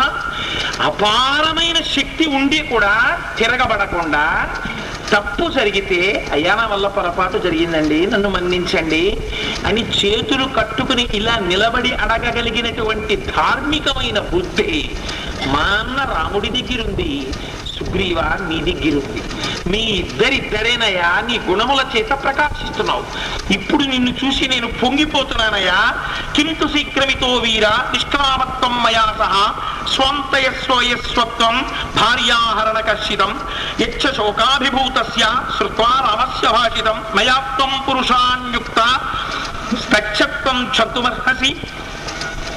నువ్వు వచ్చి ఆ ప్రస్రవణ పర్వత గుహల్లో బాధపడుతున్నటువంటి నీ స్నేహితుడైనటువంటి రాముణ్ణి ఓదార్చవయ్యా. ఒకవేళ ఎన్నడూ ఏడవనటువంటి మా అన్నయ్య కన్నుల వెంట నీరు వచ్చి బాధపడుతూ దీనంగా మాట్లాడడం చేత కోపానికి వశుడనైపోయి అనకూడని మాటలు ఏవైనా నిన్ను ఉద్దేశించి సుగ్రీవా నేను మాట్లాడి ఉంటే నన్ను క్షమించవయ్యా అన్నాడు లక్ష్మణుడు. ఇది పెద్దల యొక్క ప్రవర్తన అంటే ఎలా ఉంటుందో చూడండి. గిరిగీసు కూర్చోవడం, గట్టిగా పట్టు కూర్చోవడం వాళ్ళ దగ్గర ఉండవు. ఎంత పట్టు ఉంటుందో అంత విడిపు ఉంటుంది. మీరు ఒక్కొక్కడిని చూడండి, చిన్న విషయానికి, అది పెద్ద విషయం కూడా కాదు, చాలా చిన్న విషయం, ఇంత చిన్న విషయానికి పెద్ద రాద్ధాంతం చేసేసి బ్రహ్మ రుద్రాదులు రానివ్వండి ఇంకా నేను చేయనంటాడు. నీతో అది చేయించడానికి బ్రహ్మ రుద్రుడు వచ్చి నీకు దర్శనం ఇవ్వాలా? వాళ్ళు నీలోంచి వెళ్ళిపోతే చాలు ఈ అరుపులు అయిపోతాయి. అందుకని ఒక్కొక్కడి మొండితనం ఎంత గట్టిగా ఉంటుందో దాని చేత తనలో రజోగుణం తనలో తమో గుణం బయట పెట్టుకుంటాడు తప్ప అలా ఇంకొకరు క్షమించమని అడిగేటప్పటికి ఔదార్యంతో లొంగిపోవడంలో ఉంది శ్రేష్టత్వం అంతా. ఈ మాటలు అన్న తర్వాత హనుమని పిలిచారు. ఇంతకు ముందే కబురు చేశాను, ఈ భూమండలంలో ఎక్కడెక్కడ ఉన్నటువంటి వానరములు కూడా వచ్చేసేయాలి. 10 రోజుల సమయం ఇస్తున్నాను. 10 రోజులు దాటిపోయిన తరువాత ఏ వానరములైనా ఇక్కడికి చేరితే మాత్రం సుగ్రీవాజ్ఞని అతిక్రమించినట్టే, వాళ్ళకి శిరచ్ఛేదం విధింపబడుతుంది. అందుచేత తొందరగా వచ్చేయమని చెప్పండి.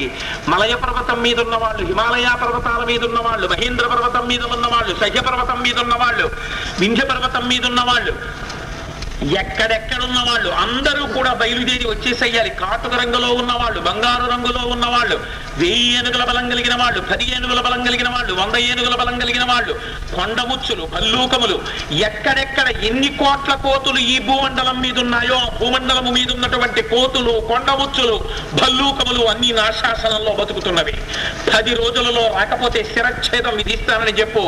హనుమ రాయవారుల్ని పంపు, మంత్రులను పంపు, ఎక్కడున్న వాళ్ళని అక్కడ బయలుదేరి వచ్చేయమను. కొంతమంది నీటి మీద నడుస్తుంటారు, కొంతమంది నీటిలో ఉంటారు, కొంతమంది పర్వతాల మీద ఉంటారు, కొందరు సముద్రాల మీద ఉంటారు, కొందరు చెట్ల మీద ఉంటారు, కొందరు వనాల్లో ఉంటారు. ఎక్కడెక్కడ ఉన్న వానరములకు కబురు వెళ్ళిపోవాలి. వాళ్ళందరూ వచ్చేయాలని చెప్పి కబురు చేశారు. చేసి శిబికిని తెప్పించాడు. మళ్ళీ మహానుభావుడే సామాన్యంగా వెళ్ళాడు. సుగ్రీవుడు అంటే సుగ్రీవుడే. పల్లకి తెప్పించాడు, అందులో కూర్చున్నాడు. అందులో శ్వేతఛత్రం పట్టారు, 100 ఊసల కలిగినటువంటి తెల్లటి గొడుగు పట్టారు. పక్కన చాలా అందమైన వానర స్త్రీలు స్వచ్ఛమైనటువంటి వింజామరలతో వీస్తున్నారు. లక్ష్మణ వచ్చి పల్లకీలో కూర్చో అన్నాడు. తన పక్కన కూర్చోబెట్టుకున్నాడు. బలం కలిగినటువంటి వానలు ఆ శిబికని మోసుకుంటూ రాముడు ఉన్నటువంటి ప్రస్రవణ పర్వత గుహ దగ్గరికి చేరుకున్నాడు. అక్కడికి వెళ్ళాడు. శిబిక దిగాడు దూరం నుంచే. చుట్టూ సుగ్రీవుడు ఇన్నాళ్ళకి బయటకు వచ్చాడని వానరులు అందరూ వచ్చేశారు. గబగబా వెళ్ళాడు. ప్రభు ఏం చేస్తే వాళ్ళు అదే చేస్తారు, అదే సంతోషం వాళ్ళకి. ఆ సుగ్రీవుడు వెళ్ళాడు, రామచంద్రమూర్తిని చూశాడు. ఆయన ఒక చెట్టు కింద కూర్చుని ఉన్నారు. పదయోపతితం మూర్ధ్యాత ముద్ధాప్య హరీశ్వరం ప్రేమ్నాచ బహుమానాచ్ఛ రఘవ పరిషత్స్వజే. ఒక్కసారి వెళ్ళి తన యొక్క నుదుటి భాగం రామచంద్రమూర్తి పాదములకు తగిలేటట్టుగా వంగి ఆయన పాదాలకి శిరస్సు తగిలేటట్టుగా నమస్కరించట. లక్ష్మణుడి దగ్గర అయితే చాలా మాటలు నడిచాయి, రాముడి దగ్గర అదేం లేవు. వెళ్ళి పాదములకు శిరస్సు తగిలేటట్టు నమస్కరించాడు అంతే. వెంటనే మహానుభావుడు ఒక్కసారి గట్టిగా కౌగిలించేసుకున్నట్ట. రాముడు కౌగిలించేసుకుని అన్నాడు, ధర్మమర్థంచ కామంచాయస్తు కాలే నిషేవతే విభజ్య సతతం వీరా సరాజా హరిసత్తమ. సుగ్రీవా నాయనా, నువ్వు ఎంత ఖేదపడ్డావో నేను అర్థం చేసుకోగలనయా అనుకున్నాడు మనసులో. ధర్మము, అర్థము, కామము వీటికి కాలాన్ని విడదీసుకోవడంలోనే మనిషి ఎవరిదైనా ప్రాజ్ఞత ఉందయా అన్నాడు. నిజంగా ఎంత గొప్ప మాటో చూడండి. కాలమంతా టీవీకి, కాలమంతా మ్యాగజైన్లకి, కాలమంతా కుటుంబానికి, కాలమంతా డబ్బు సంపాదించడానికి కాదు. బ్రాహ్మీ ముహూర్తం అని ఒకటి ఉంది. ప్రయత్నపూర్వకంగా సూర్యోదయానికి ముందు నిద్ర లేవడం, ఉదయకాలంలో కొన్ని గంటల సేపు పూజా మందిరంలో తాను గడపడం, మంత్రానుష్ఠానం చేసుకోవడం, సంధ్యావందనం చేసుకోవడం, దేవతార్చన చేసుకోవడం, దానికి ఆ సమయం కేటాయింపబడాలి.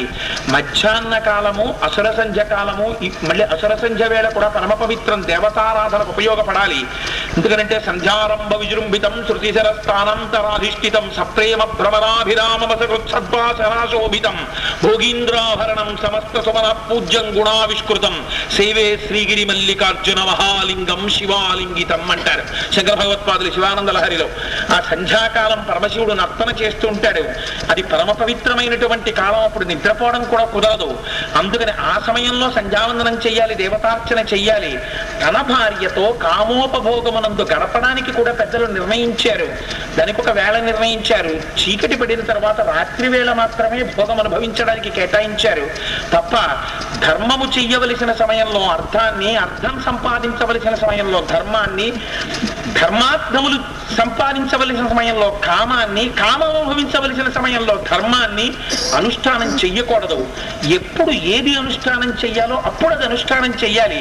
నాకు భక్తి ఎక్కువైపోయిందండని అలవాటు లేని పనులు, ఇంట్లో షట్కాల పూజ లేని వాళ్ళు లేచి అర్ధరాత్రి 12 గంటలకి పూజలు చేయడాలు, చిత్ర విచిత్రమైన పూజలు వచ్చేస్తున్నాయి ఇవాళ ప్రపంచంలో.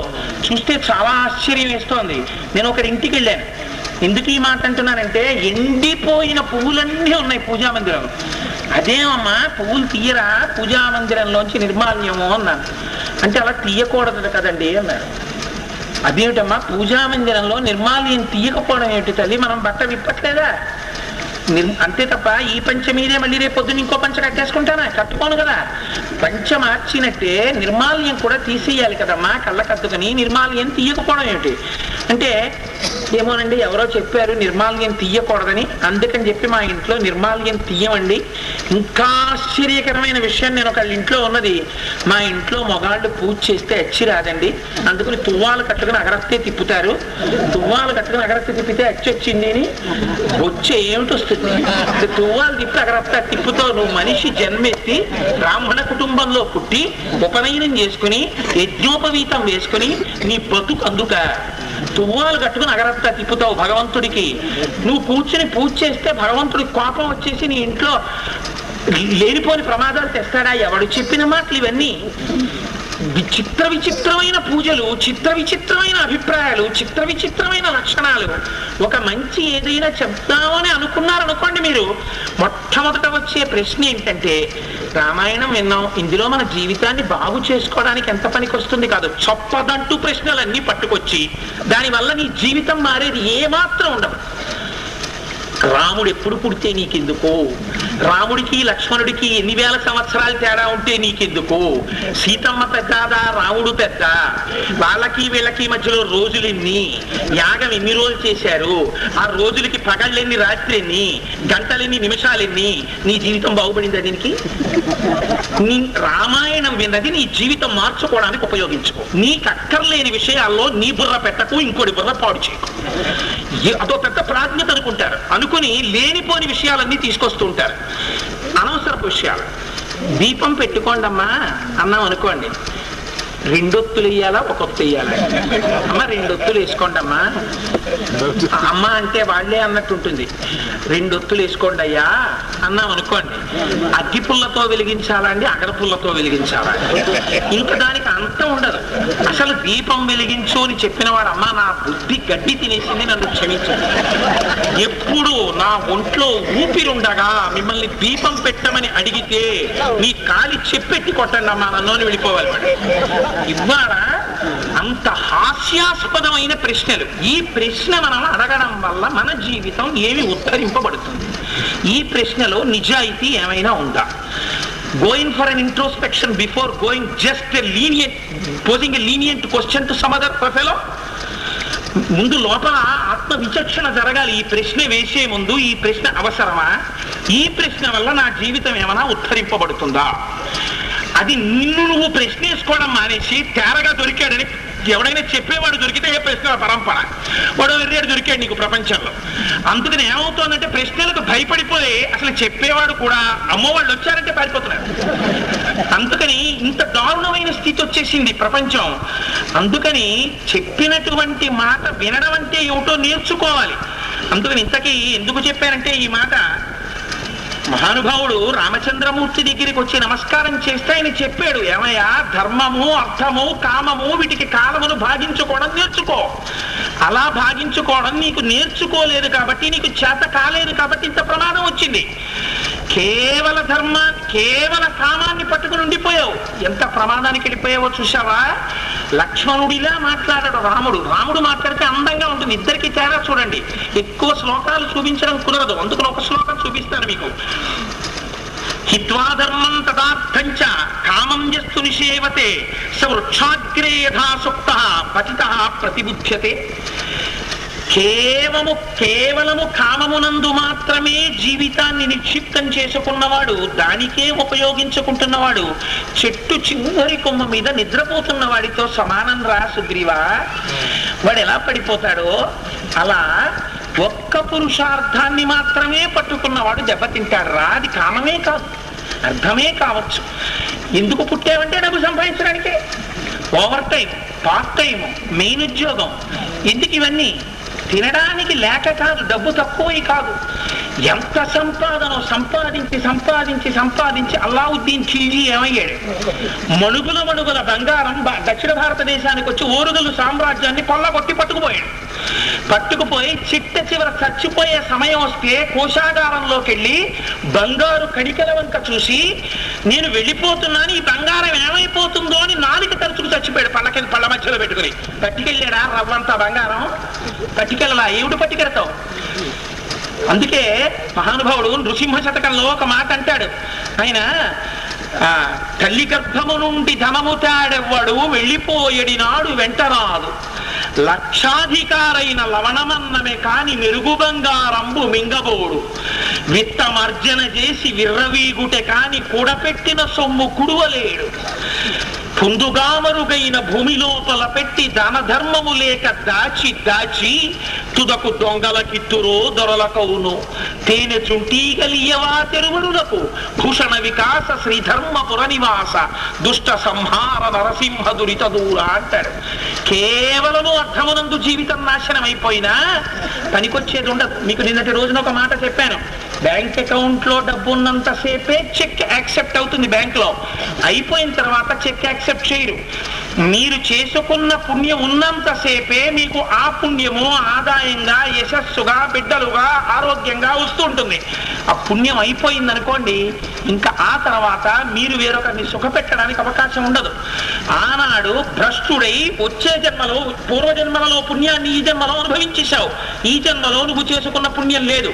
వచ్చే జన్మలో, ఈ జన్మలో ఇక్కడ అనుభవించిన వాడు వచ్చే జన్మలో పక్క ఇంట్లో పుట్టి అదే అపార్ట్మెంట్ లో పైన కూర్చొని మధురాన్నాన్ని తిని సువాసనతో కూడినటువంటి పాత్రని పని మనిషికి చిత్తులవించావు. ఆకలేస్తోంది బాబాయ్ అంటే ఆకల ముంద అంటుదో అన్నావు. యాలుకల వాసన గొప్పమంటున్న పాత్ర చింతపండుతో తోమి నువ్వు చూడకుండా కళ్ళొత్తుకుంది. కానీ ఈ పాపాన్ని చూస్తున్నవాడు వేరొకడు ఉన్నాడు. మధురాన్నమును నువ్వు ఒక్కడివే తిన్న పాపమునకు ఉపాధి అదే. మళ్ళీ అదే పని మనిషిగా నువ్వు వస్తావు. ఆ పని మనిషే యజమానురాలుగా వస్తున్నప్పుడు అనుభవిస్తావు. మళ్ళీ వారిల్లు సొచ్చి కడవల దూరంబుగా నెయ్యి త్రాగితుగా నా కడవల్ వారింట నీసుతుండెడ వారికి వీరికి నీ పెద్ద వాదయ్య సతి ఆడందని మీగడ పెరుగోడక నీ సుతుడు త్రావి ఒక ఇంచుకు తా కోడలి మూతిందరిమిన కోడలు ముచ్చను చూత్త కొటెల తాంగి అని పోతన గారు భాగవతంలో ఆంధ్రీకరిస్తూ చెప్తారు. ధర్మం తప్పిపోతే బతుకులు ఎలా వెళ్ళిపోతాయి. అందుకని ధర్మార్థ కామములకు సమయాన్ని భాగించుకోవడం నేర్చుకోవయా సుగ్రీవా, లేకపోతే చెట్టు చివర పడుకున్న వాడిలా అయిపోతావు. ఆనాడు రాముడు సుగ్రీవుడికి చెప్పింది కాలంతో సంబంధం ఏం లేదు. ఎన్ని కోట్ల సంవత్సరాల వెనకాల చెప్పాడు నీకు అనవసరం. నీకు ఇప్పుడు పనికొస్తోందా లేదా అది ప్రస్తుతం. దాన్ని నువ్వు గుర్తెట్టుకో చాలు. ఇప్పుడైనా నువ్వు ధర్మమును మర్చిపోయి అర్థమునందు కాని కామమునందు కాని వ్యగ్రతని పొందితే నువ్వు చెట్టు చివర పడుకున్న వాడివే. అందుకని రామాయణం జీవించి ఉంది. అందుకని బ్రహ్మగారు మాట అన్నారు, ఎంత కాలము పర్వతములు ఉంటాయో, ఎంత కాలము నదులుంటాయో అంత కాలము రామాయణము చెప్పబడవలసిందే, వినవలసిందే, మనుష్య జీవితాన్ని మార్చుకోవలసిందే. రామాయణం కన్నా ఆదర్శం ఇంకా ఉండదు కాబట్టి మనిషిని దిద్దడానికి. అందుకని ఈ మాట చెప్తే ఏమముక్తస్తు సుగ్రీవో రామం వచనమబ్రవీత్ ప్రాష్టాశ్రీశ్చ కీర్తిశ్చ కపిరాజ్యంచ శాశ్వతం తత్ప్రసాదాన్ మహాబాహో పునః ప్రాప్తమిదం మయా తమ దేవా ప్రసాదాచ్చ భ్రాతుశ్చ దేతాంబర కృతం స ప్రతికుర్యాద్యః పురుషాణాం సదోషకః వృక్షాశ్చ వానరాశూరా గోలాంగూలాశ్చ రాఘవ కాంతార వనదుర్గాణామభిజ్ఞో ఘోరదర్శనాః. మహానుభావ రామ, నువ్విచ్చినటువంటి ఫలంకడానికి రాజ్యం కానీ భార్య కానీ నేను కృతజ్ఞుడను కానయ్యా. అదిగో వచ్చేస్తున్నాయి, కొన్ని కోట్ల వానరములు వస్తున్నాయి, భల్లూకములు వస్తున్నాయి, కొండముచ్చులు వస్తున్నాయి. వీటన్నింటితో ఏ కార్యం చెయ్యాలో నన్ను శాసించు అన్నాడు. అంటే నీ వంటి మిత్రుడు దొరకడం నా అదృష్టమయ్యా. సీత ఈ భూమండలంలో ఎక్కడుంది? ప్రాణములతో ఉన్నదా, ప్రాణములు తీయబడినదా, ఏ పరిస్థితులలో ఉన్నది, ఎక్కడ ఉన్నది అన్నది ముందు జాడ కనిపెట్టబడాలి. దానికోసమని నాకు ఉపకారం చెయ్యవలసినది, వానరులను అన్ని దిక్కులకి పంపించి అన్వేషణము జరిగేటట్టుగా చూడవలసినది అన్నారు. ఈలోగా ఏదో పెద్ద లారీయో హెలికాప్టర్ పైనుంచి కిందకి దిగ్గానే చూడండి దుమ్ము ఎలా పైకి లేస్తుందో, అలా పెద్ద దుమ్ము, ధూళి, పెద్ద అరుపులు, కేకలు వినపడ్డాయి. ఏమిటని చూశారు. దిశ పర్యాకులాశ్చాసన్ రజసాతేన మూర్ఛత చితావచ మహీసర్వాశైల వనకాననాః. కోట్ల కోట్ల కోట్ల కోట్ల వానరములు వచ్చేసాయి. అవి వచ్చేయడంలో చెట్ల మీద వానరములే, నీటి మీద వానరములే, సరస్సుల్లో వానరములే, కొండల మీద వానరములే, అరణ్యములలో వానరములే, ఎక్కడ చూసినా వానరములే. భూమి మీద అంగుళం చోట్లేదు, అలా వచ్చి నిలబడిపోయేటప్పటికి అవన్నీ చేస్తున్నటువంటి కిలకిలలు, వాటి నమస్కారాలు. ఇందులో పెద్దవాళ్ళు వస్తున్నారు, షేక్ హ్యాండ్ ఇస్తున్నారు, చేతులు పట్టుకుని కొంతమంది నిలబడ్డారు, కొంతమంది నమస్కారం పెడుతున్నారు, కొంతమంది కాళ్ళ మీద పడుతున్నారు, కొంతమంది మాట్లాడుతున్నారు. సుగ్రీవుడు వీళ్ళందరితో అకస్మాత్తుగా చాలా ఉత్సాహవంతుడైపోయి వీళ్ళందరితో మాట్లాడుతున్నాడు. ఇంతమంది వానరుల్ని చూసి పిల్లల్ని చూడండి, ఓ విజిల్ వేసి అందరి పిల్లలు లోపలికి వచ్చేసిన తర్వాత పీటీ మాస్టర్ స్టేజ్ మీద నిల్చుని disperse all students fall in lines అంటాడు. అనగానే అందరూ టకా టకా టకా టకా లైన్స్ లోకి వచ్చేస్తారు. అలా సుగ్రీవుడు అన్నాడు, ఏమిటో ఎలరి, ఇంతమంది వానరులు కొండల మీద, నదుల మీద, సరస్సుల్లో, చెట్ల మీద, పుట్టల మీద ఇలా నిలబడిపోతే ఎవరెవరి కాలెవరెవరు వచ్చారో నాకు తెలియట్లేదు, మీ అందరూ సరిగ్గా నిల్చోండి అన్నాడు. అనేటప్పటికి అంతే, ఎంత వానరులైతే మాత్రం సుగ్రీవుడు ఆజ్ఞే. ఎవరెవరు ఎంతమందిని తీసుకొచ్చారో వాళ్ళ దగ్గరికి వెళ్ళాలా నిలబడ్డారు. నిలబడితే ఎవరు ఎంతెంత మందిని తెచ్చారో చెప్పండి రా నాకు అన్నాడు సుగ్రీవుడు. అంటే వాళ్ళు చెప్పారు, మహానుభావ, సూర్యాస్తమయ పర్వతం నుండి 10 కోట్ల మంది వానరాలు వచ్చాయి. శతబలి అనేటటువంటి వానరుడు 1,00,000 కోట్ల వానరములతో వచ్చాడు. సుషేనుడు లెక్క పెట్టడానికి వీలు లేనన్ని 1,000 కోట్ల మంది వానరాల్ని పట్టుకొచ్చాడు, తార తండ్రి. ఇంకా రుమ తండ్రి కొన్ని 1,000 కోట్ల వానరములతో వచ్చేశాడు. మహానుభావుడైనటువంటి హనుమ యొక్క తండ్రి కేసరి, ఆయన కొన్ని 1,000 కోట్ల వానరములతో వచ్చారు. గవాక్షుడు 1,000 కోట్ల కొండముచ్చులతో వచ్చాడు. ధూమ్రుడు 2,000 కోట్ల భల్లూకములతో వచ్చాడు. పనసుడు 3 కోట్ల వానరములతో వచ్చాడు. నీలుడు 10 కోట్ల నల్ల కాటుక రాశి వంటి దేహం కలిగినటువంటి కోతులతో వచ్చాడు. గవయుడు 5 కోట్ల వానరాలతో వచ్చాడు. దరీముఖుడు 1000 కోట్ల వానరాలతో వచ్చాడు. మైంద ద్వివిధులు అశ్వినీ దేవతల్లా 1000 కోట్ల వానరాల్ని పట్టుకొచ్చారు. గజుడు 3 కోట్ల వానరాల్ని పట్టుకొచ్చాడు. జాంబవంతుడు 10 కోట్ల భల్లూకాల్ని పట్టుకొచ్చాడు. రుమణుడు 100 కోట్ల వానరాల్ని పట్టుకొచ్చాడు. గంధమాదరుడు ఎడం చేతి వైపు 10,000 కోట్ల వానరాల్ని, కుడి చేతి వైపు 1,00,000 కోట్ల వానరాల్ని పట్టుకొని వచ్చాడు. అంగదుడు 1000 పద్మాల వానరాల్ని, 100 శంకువుల వానరాల్ని పట్టుకొని వచ్చాడు. తారుడు 5 కోట్ల వానరాల్ని పట్టుకొచ్చాడు. ఇంద్రజానువు 11 కోట్ల వానరాల్ని పట్టుకొచ్చాడు. రంభుడు ఆయుతము, సహస్రము, శతము. దుర్ముఖుడు 2 కోట్ల వానరాల్ని పట్టుకొచ్చాడు. హనుమ కైలాస శిఖరాల్లా అంతంత ఎత్తు దేహాలున్నటువంటి వజ్రం లాంటి కాయాలున్నటువంటి 1000 కోట్ల మంది వానరులతో వచ్చారు. నలుడు ఏదో 1116 చదివించినట్టు 100 కోట్ల 1000 మంది 100 మంది వానరములతో వచ్చాడు. అయ్యా వీళ్ళందరూ కలిసి వచ్చేసారయ్యా అన్నారు. ఒరే వీళ్ళందరూ ఇన్ని కోట్లు కోట్లు కోట్లు వచ్చేసారా, ఈ కోట్లను అసలు రేపు పొద్దున్న అన్నపానీయాలు ఏర్పాటు చేయాలి, వీళ్ళకి ఇన్ని తేనె బాటిల్స్ పంపించండి అని చెప్పాలి కోశాగారంలోంచి, ఇన్ని బత్తాయి పళ్ళు, ఇన్ని యాపిల్ యాపిల్ పళ్ళని లెక్క చెప్పాలి కదా, ఈ కోట్లన్నీ కూడితే ఎలా వచ్చిందిరా ఇంకా అన్నాడు సుగ్రీవుడు. అంటే వాళ్ళు అన్నారు, అయ్యా 10,000 కోట్లయితే ఒక ఆయుధం, 1,00,000 కోట్లయితే శంకువు, అలాంటి 1000 శంకువులైతే ఒక అద్భుతం, 10 అద్భుతములైతే ఒక మధ్యం, 10 మధ్యములైతే ఒక అంత్యం, 20 అంచములైతే ఒక సముద్రం, 30 సముద్రములైతే ఒక పరార్థం. అలాంటి పరార్థాలు కొన్ని వేలున్నాయి ఇక్కడ. అన్ని కోట్ల కోట్ల కోట్ల వానరములు, భల్లూకములు, కొండముచ్చులు, నల్లకోతులు, పొడుగుకోతులు, ఎర్రకోతులు, పచ్చకోతులు. నేను ఆ శ్లోకాలు ఎందుకని వదిలేశాను. మెరిసిపోతున్న కళ్ళతో ఉన్న కోతులు, పొడుగాటి తోక కోతులు, పొట్టి తోక కోతులు, అరిచే కోతులు, కూరలున్న కోతులు, ఎన్ని రకాల కోతులు, ఇన్ని కోతులు, ఇన్ని కొండముచ్చులు, ఇన్ని భల్లూకములు వచ్చి మొత్తం చీకటైపోయింది అంతే కిష్కిందంతా. అలా వచ్చి నింపేశారు ప్రాంతాన్నంతటి. నింపేస్తే చూశాడు రాముడి ఒక్క, చూస్తే పొంగిపోయాట రాముడు. సుగ్రీవ అయ్యేవి సైన్యం, రామాబులు సైన్యం చూస్తాం గాని అబ్బా చూస్తేనే వచ్చట కాదు, అయ్యేవి వానర సైన్యం పిలిపించారా నాయన అని పరమానంద భరితుడైపోయి ఇప్పుడు పంపించాలి కదా. అందుకని మొట్టమొదట ఆ తూర్పు దిక్కుకు వెళ్ళవలసినటువంటి వాడిని తూర్పుతో మొదలెట్టాడు సుగ్రీవుడు. అందుకని ఏవముక్తస్తు సుగ్రీవో వినతం నామ యూధపం అబ్రవీద్రామ సాన్నిధ్యే లక్ష్మణస్య చ ధీమతః. ఆ వినతుడు అనబడేటటువంటి వానరాన్ని పిలిచాడు. ఆయన 1,00,000 మందితో బయలుదేరి నువ్వు తూర్పు దిక్కుగా వెళ్ళు, నీకు నెల్లాళ్ళు సమయం ఇస్తున్నాను, నెల్లాళ్లలో సీతమ్మ తల్లి యొక్క జాడ కనిపెట్టాలి, నువ్వు తూర్పు దిక్కుగా ప్రయాణం చేసి వెళ్ళాలి. తూర్పు దిక్కుగా ప్రయాణం చేసి వెళ్ళమంటే ఏదో 2 మైళ్ళు వెళ్ళి వెనక్కి వచ్చేయడం కాదు. ఎంత దూరం వెళ్ళాలో తెలుసా, ఎక్కడి వరకు వెళ్ళాలో తెలుసా?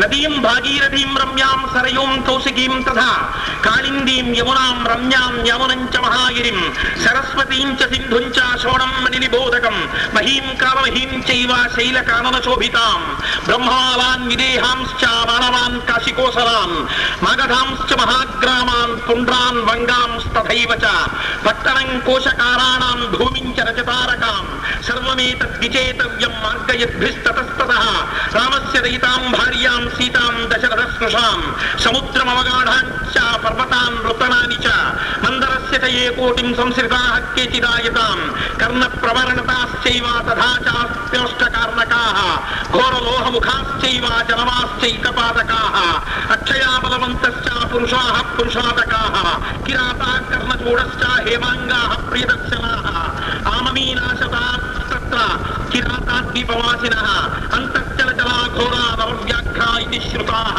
సామాన్యంగా ఓర్పుంది. ఈ మాట ఇంకొకరు అనగలరా? అప్పుడు ఈ మాట రాముడు ఎవరో, రాముడి కోదండానికి ఉన్న శక్తి ఏమిటో, ఎంత ధర్మాధర్మ విచక్షణ మీ పుట్టుకలు ఉత్తరించేస్తాను. ఇది సుగ్రీవాజ్ఞ, జ్ఞాపకం పెట్టుకోండి, బయలుదేరండి, శుభం భూయాం అన్నాడు. తూర్పు దిక్కుకు వెళ్ళవలసినటువంటి వానరులకు అన్నిటికీ కూడా ఇచ్చాడు, అనుజ్ఞనిచ్చాడు. తర్వాత దక్షిణ దిక్కుకు వెళ్ళవలసినటువంటి వాళ్ళని చూశాడు.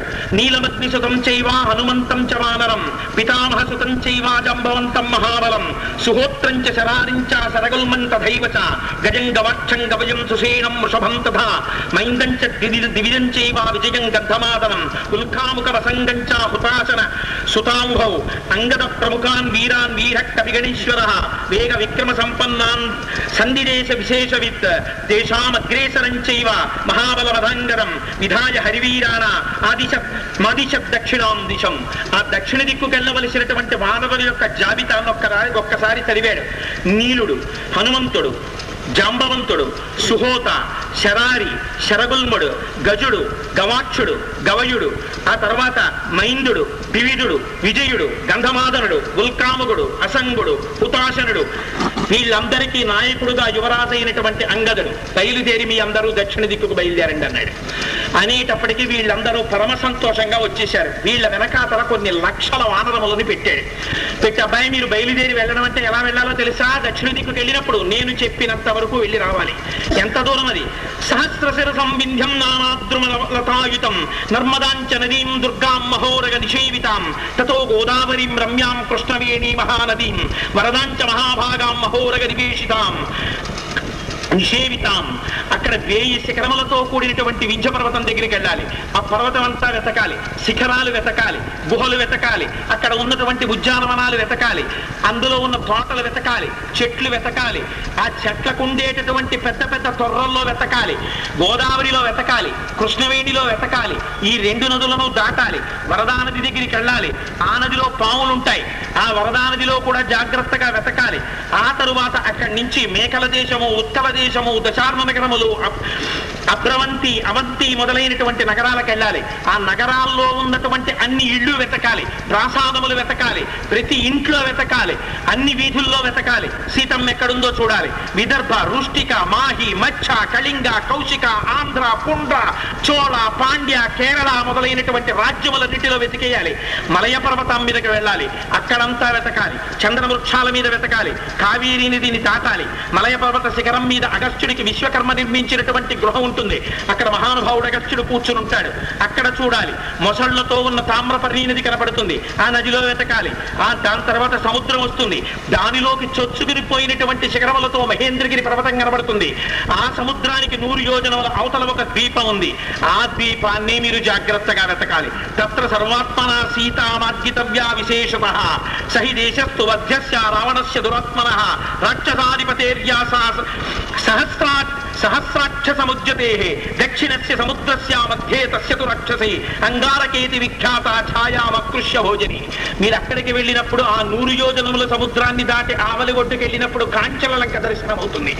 ఆ లంకా పట్టణాన్నే రావణాసురుడనేటటువంటి 10 తలల రాక్షసుడు పరిపాలిస్తున్నాడు.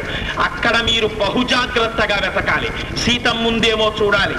ఆ తర్వాత సముద్రాన్ని దాటాలి, పుష్పితము అనబడేటటువంటి ఒక పెద్ద పర్వతం కనబడుతుంది, అది ఆకాశాన్ని ఒరుసుకుంటూ ఉంటుంది.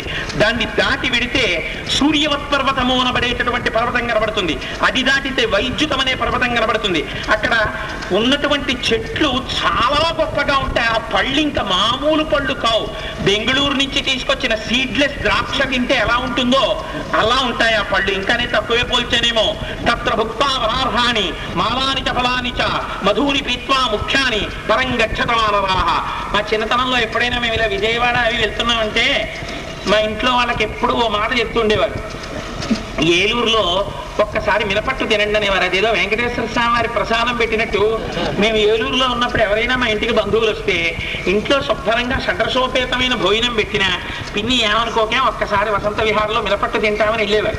వెళ్ళి మినపట్టు తినొచ్చేవారు, ఏలూరు మినపట్టని. బహుశా చాలా రుచిలో ఉంది. మరి మా చిన్నప్పుడు మమ్మల్ని హోటల్కి అవనిచ్చేవారు కాదు, తిననిచ్చేవారు కాదు. అందుకని అక్కడే పుట్టినా మాకంత దాని రుచి తెలియదు. తర్వాత మేము తిన్నాం ఒకసారి. అందుకని చెప్పి తత్రభుక్తామరార్షాణి, అక్కడ ఉన్న చెట్ల మీద మంచి మంచి పళ్ళు పండుతాయి, చాలా రుచిగా ఉంటాయి. తేనె పట్లలోంచి తేనె కారుతుంటుంది, ఆ తేనె తాగండి, ఆ పళ్ళు తినండి. తర్వాత తత్ర నేత్రమనక్కాంత కుంజరో నామ పర్వత అగస్త్య భవనం యత్ర నిర్మితం విశ్వకర్మణ. కుంజరం అనేటటువంటి పెద్ద పర్వతం కనబడుతుంది, దాని మీద విశ్వకర్మ అగస్త్యుడికి 10 యోజనాల ఎత్తుతో బ్రహ్మాండమైనటువంటి బంగారు మేడ నిర్మించాడు. ఆ మందిరం కూడా చూడండి, అక్కడ నమస్కారం చెయ్యండి. ఆ తర్వాత తత్ర భోగవతీ నామా సర్పానామలయపురి విశాల కక్ష దుర్ధర్ష సర్వత పరిరక్షిత. అక్కడ భోగవతి అనబడేటటువంటి ఒక పెద్ద నగరం కనబడుతుంది. అక్కడ విషంతో కూడుకున్న పెద్ద పెద్ద పాములు ఉంటాయి. అక్కడే వాసుకి మహానుభావుడు ఉంటాడు, మీరు అక్కడ వెతకాలి. అది దాటిన తర్వాత వృషభం అనేటటువంటి పర్వతం కనబడుతుంది, అది వృషభాకారంలో ఎద్దు ఉన్నట్టు ఉంటుంది. దాని మీద ఒక చిత్రమైనటువంటి 3 రకాలైనటువంటి చందనం ఉంటుంది. దాని పేరు గోశీర్షకము, పద్మకము, హరిశ్యామము. ఇది కాకుండా అగ్నితుల్యము అనబడేటటువంటి చందనం ఉంటుంది. కానీ మీరు పొరపాటున కూడా చందనాన్ని ముట్టుకోకండి.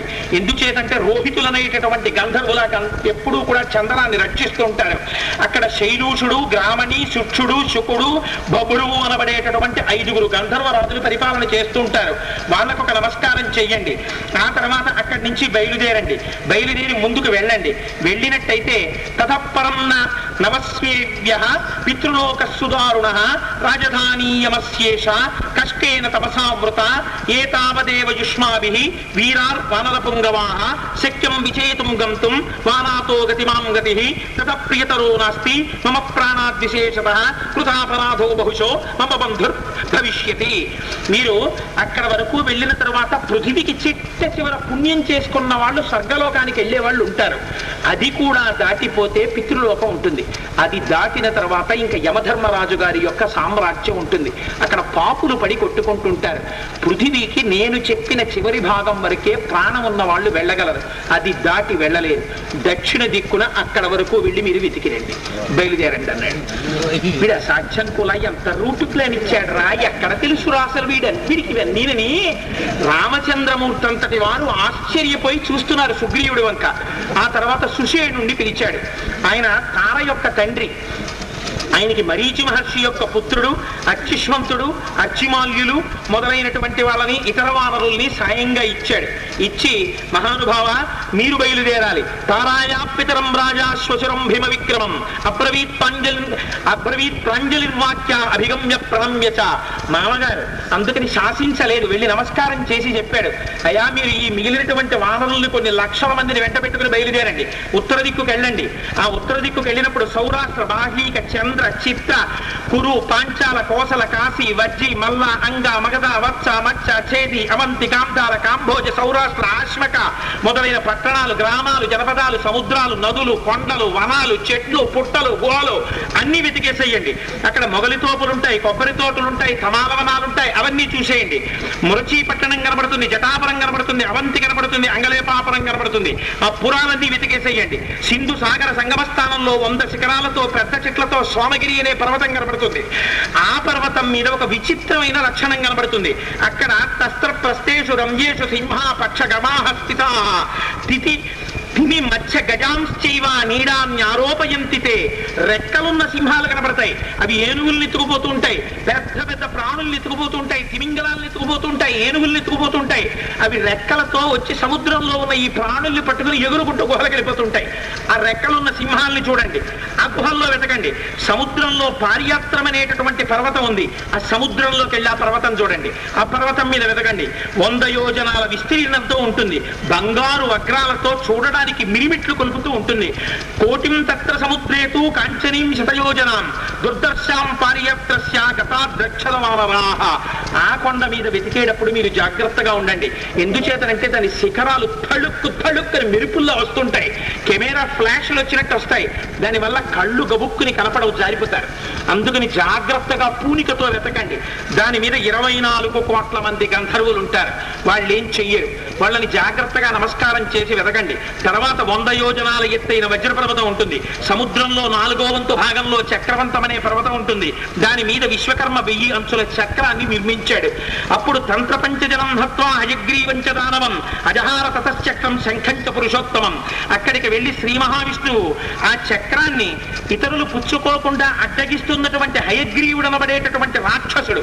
ఆ హయగ్రీవుడు అంటే మనం పూజ చేసే హయగ్రీవుడు కాడు.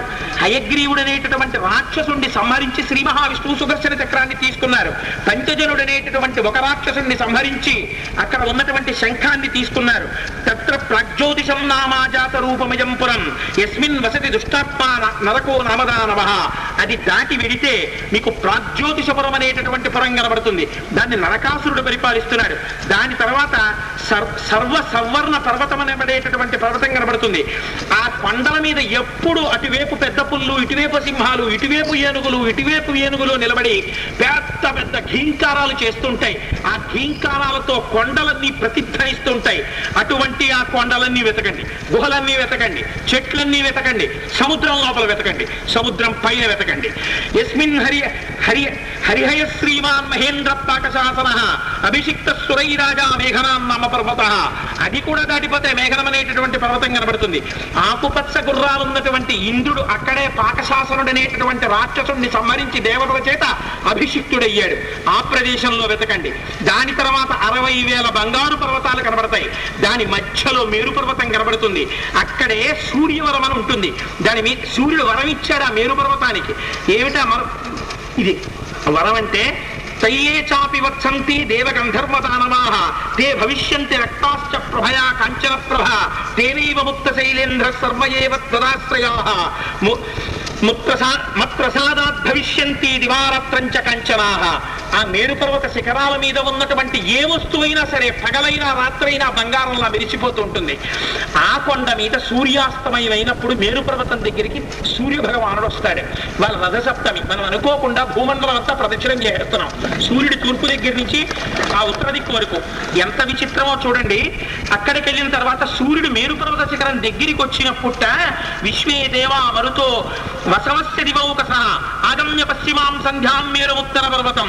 అక్కడికి వచ్చి ఆ పశ్చిమ దిక్కుకు వెళ్ళిపోయేటప్పుడు ఆ మేరు పర్వతం దగ్గరికి వచ్చి మొత్తం విశ్వే దేవతలు, మరుత్తులు, వసువులు, ఇతర దేవతలు వచ్చి సూర్య భగవానుడికి నమస్కారం చేస్తూ ఉంటారట.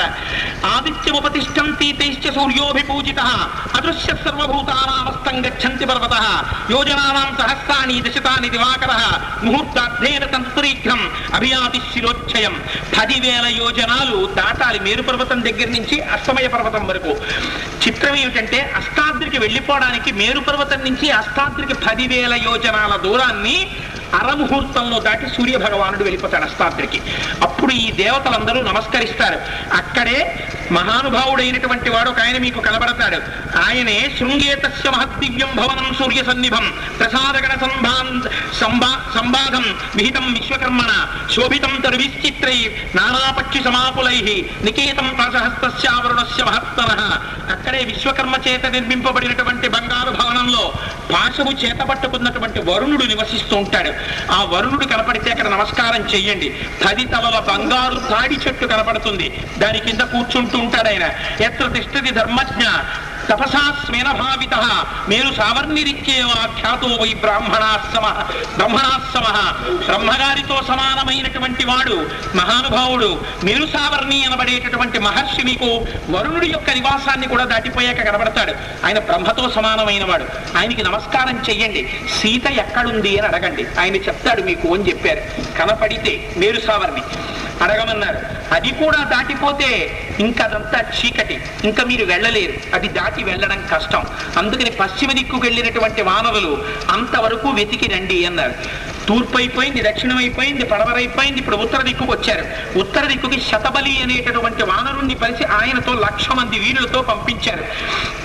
నువ్వు మ్లేచ్ఛ పులింద సూరసేన ప్రస్తవ భరత కురు ముద్రక కాంభోజ యవన శక బాహ్లీక ఋషిక పౌరవ టంకణ చీన పరమచీన నీహార వరద హిమవత్పర్వత ప్రాంతములలో ఉన్నటువంటి సమస్త పట్టణములను, నగరములను, గ్రామములను, జనపదములను, అరణ్యములను, వనములను, గుహములను, ఇళ్లలో ఉన్నటువంటి గదుల్ని, రాజ్యాల్ని ఒక్కటి కూడా విడిచిపెట్టకుండా 4 అంగుళాలు కూడా వదిలిపెట్టకుండా సమస్తమైనటువంటి భూమండలాన్ని వెతకాలి.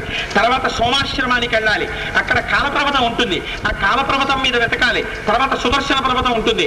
అక్కడ పక్షులు ఉంటాయి. అక్కడే పక్షులుండే దేవసక పర్వతం అనేటటువంటి పర్వతం ఉంటుంది. అది కూడా దాటిపోతే 100 యోజనాలు నిర్జనమైనటువంటి ప్రదేశం ఉంటుంది. బహుశా ఎడారి, అందుకని ఎడారి ఉంటుంది. అది కూడా దాటిపోతే తత్ర పాండురమేఘాభం జాంబూనద పరిష్కృతం కుబేర భవనం దివ్యం నిర్మితం విశ్వకర్మణ విశాల నిలినీయత్ర ప్రభూత కమలోత్తర హంస కారండవాకీర్ణ అప్సరోగణ సేవిత తత్ర వై శ్రవణో రాజా సర్వభూత నమస్కృత ధనదో రమతే శ్రీమాన్ గుహ్యకై సహ యక్షరాట్. యక్షులకి రాజైనటువంటి కుబేరుడు తెల్లటి రంగుతో కలిగినటువంటి పెద్ద భవనంలో అక్కడ నివసిస్తూ ఉంటాడు. ఆయన యొక్క భవనం లోపల ఉండేటటువంటి గొప్ప గొప్ప సరస్సుల్లో బంగారు పద్మాలు కింజల్కములను వెదజల్లుతూ అరవిరిసి ఉంటాయి. మీరు ఆ సరోవరం పైన చూడాలి, లోపల చూడాలి, పువ్వుల్లో చూడాలి, ఆయన భవనంలో వెతకాలి, బయట వెతకాలి, కుబేరుడికి నమస్కారం చెయ్యాలి, యక్షుల మందిరాల్లో వెతకాలి, కొండల మీద వెతకాలి, వాటన్నిటినీ వెతికేయాలి. తర్వాత క్రౌంచంతు గిరిమాసాధ్య బిలంతస్య సుదద్గమం అప్రమత్తై ప్రవేష్టవ్యం దుష్ప్రవేశం హితస్మృతం. అక్కడే క్రౌంచ పర్వతానికి ఒక కన్నం ఉంటుంది. ఆ కన్నంలోంచి దాటి ఆవలి వైపుకు వెళ్ళాలి. క్రౌంచ పర్వతానికి ఉన్నటువంటి కన్నంలో దూరడం చాలా కష్టం. అక్కడ దూరలేకపోతే మాత్రం అరుణాచలగిరి ప్రదక్షిణం చేసి మోక్షద్వారంలో దూటి వెనక్కి వెళ్ళలేక ముందుకెళ్ళలేక కొట్టుకున్న వాళ్లే ఉంటుంది పరిస్థితి. అందుకని అలా కాకుండా జాగ్రత్తగా దూరండి. దూరి ఆ రంధ్రంలో వచ్చి ఆవలి వైపుకి వెళ్ళండి. క్రౌంచం దాటిపోతే మైనాక పర్వతం కనబడుతుంది. అక్కడ కింపురుష స్త్రీలు నివాసం చేస్తూ ఉంటారు. దానవుడు మయుడు అక్కడే నివాసం ఏర్పరచుకుని ఉంటాడు. తర్వాత సిద్ధులు, వైఖానసులు, వాలకిల్యులు వీళ్ళ ఆశ్రమాలు కనబడతాయి. అది కూడా దాటితే వైఖానస సరస్సు కనబడుతుంది. ఆ సరస్సు గొప్పతనం ఏమిటో తెలుసా? కుబేరుడు యొక్క వాహనమైనటువంటి ఏనుక్కి సార్వభౌమము అని పేరు. ఆ ఏనుగైనటువంటి సార్వభౌమం ఆడ ఏనుగులతో కలిసి ప్రతిరోజు సాయంకాలం వచ్చి ఆ సరస్సులో స్నానం చేస్తుంది. మీరు అది కూడా చూడండి. ఆ తర్వాత ఏ శబ్దం లేని ఆకాశం ఒక్కటే ఉంటుంది. భయపడకుండా అది కూడా దాటి వెళ్ళిపోండి. వెళ్ళిపోతే శైలోదం అనేటటువంటి నది ఉంటుంది. ఆ నదికి అటు ఇటు కీచకములు అనబడేటటువంటి వెదుళ్ళు ఉంటాయి. ఆ వెదుళ్ళ మీద ఋషులు అట్నుంచి ఇటు ఇట్నుంచి అటు దాటుతూ ఉంటారు. మీరు ఆ వెదుళ్ళు ఉన్నటువంటి వనాలు చూడండి. అది కూడా దాటితే సిద్ధ పురుషులు ఉంటారు, వాళ్ళని చూడండి. అది కూడా దాటితే పుణ్యాత్మలకు నివాసమైన ఉత్తర గురు దేశం అనేటటువంటి దేశం కనబడుతుంది. అక్కడ ఎన్ని వేల నదులో ప్రవహిస్తూ ఉంటాయి. అన్నిటిలోనూ వెండి పద్మాలు ఉంటాయి. అన్ని వెండి పద్మాలలోనూ బంగారు కింజిల్కాలు ఉంటాయి. అందులోంచి రజస్సు కింద పడుతుంటుంది. ఆ నీళ్లు ముట్టుకుంటే, ముక్కు దగ్గర పెట్టుకుంటే, నోట్లో పోసుకుంటే సువాసనలు గదజల్లుతుంటాయి. తీయటి నీళ్లు. దానికి ఒడ్లుంటాయి. ఇన్ని వేల నదులకు ఉన్నటువంటి ఒడ్లు కూడా ఇసుకలో బంగారపు తునకలు పడుంటాయి. వజ్ర వైఢూర్య రత్న మాణిక్యములన్నీ కూడా ఇసుకలో కలిసిపోయి ఉంటాయి.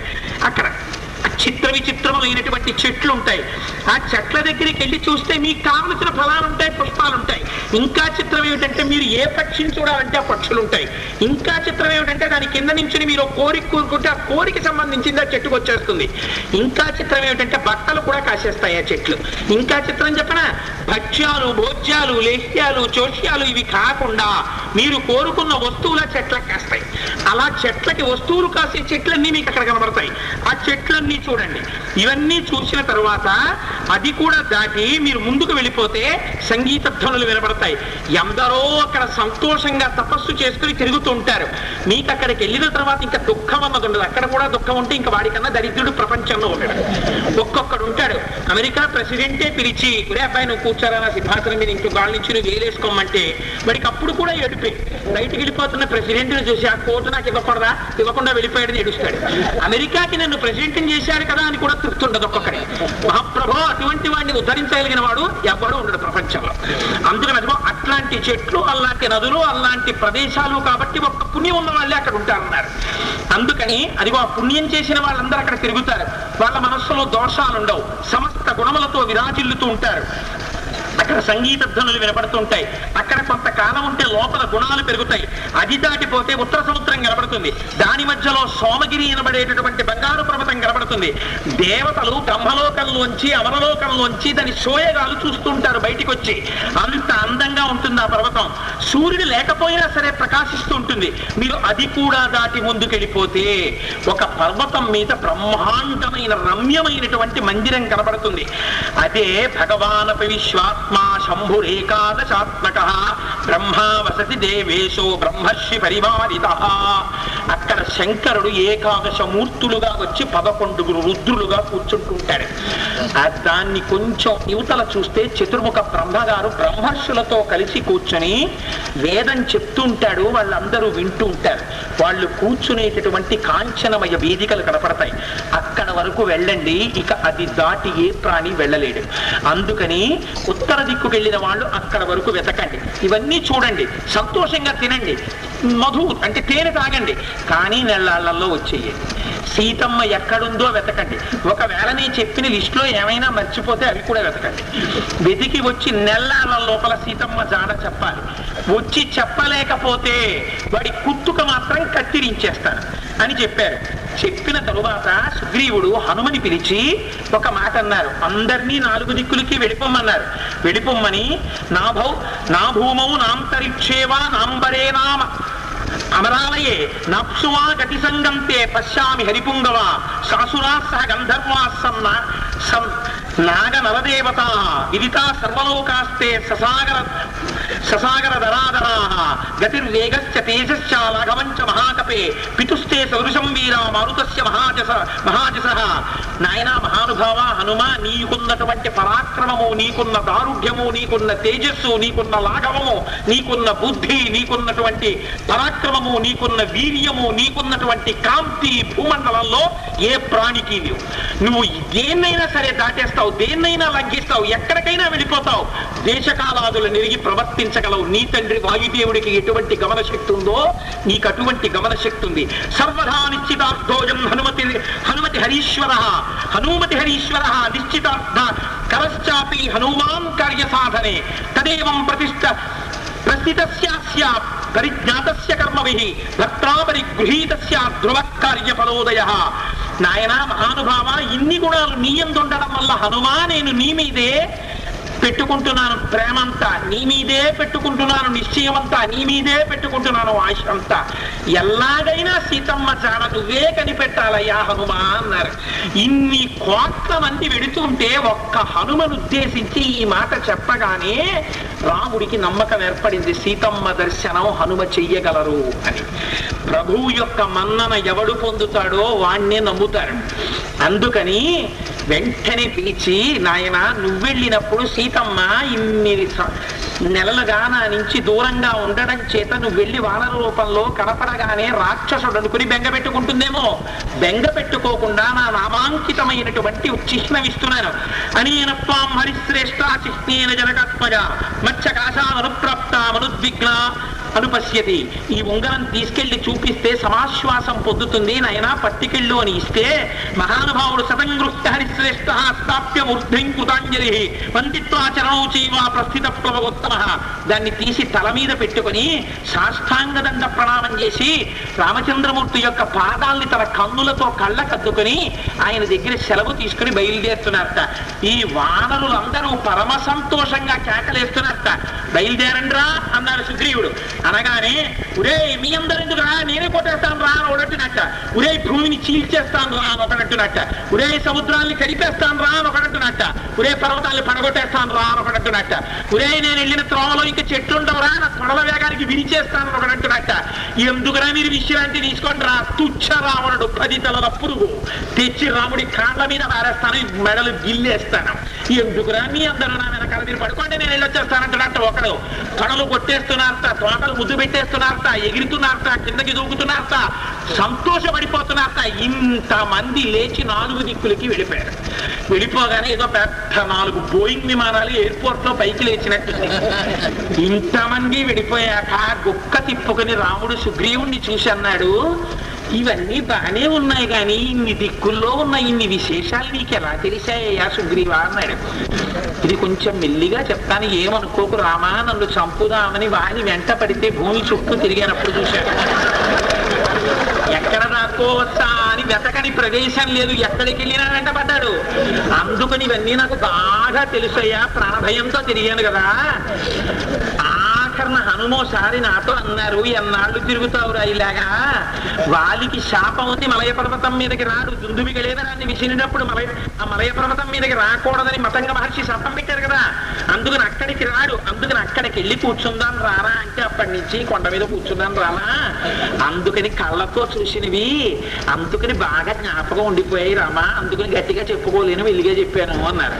అంతే పాపం రామచంద్రమూర్తి చాలా సంతోషించారు.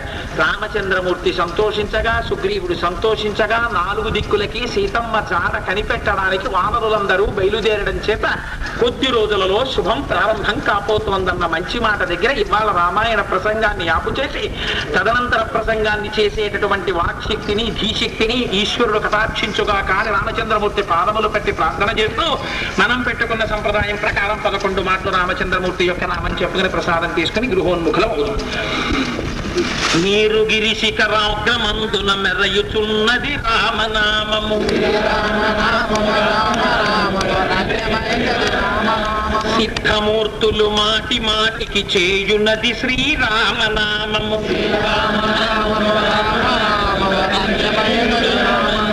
వెంట తిరిగెడి వారికెల్లను కంటి పాపే రామనామము, ముదముతో సద్భక్తి పరులకు మూల మంత్రము రామనామము,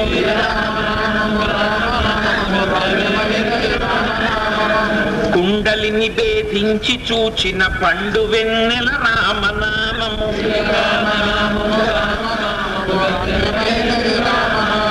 వ్రాత వ్రాసిన వ్రాత తుడి చెడి దైవమే శ్రీరామనామము, పుట్టతానై పాముతానై బుసను కొట్టును రామనామము,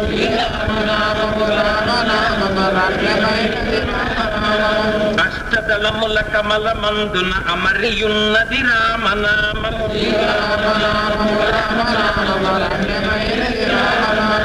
అచలమై ఆనందమై పరమాణువైనది రామనామము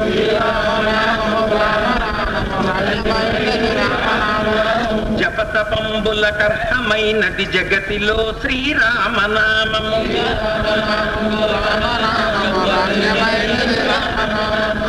తత్వశిఖరమునందు వెలిగే నిత్య సత్యము రామనామము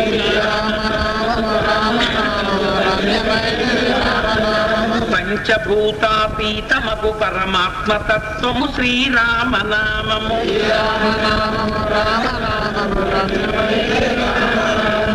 శ్రీరామనామము రామనామము రమ్యమైనది రామనామము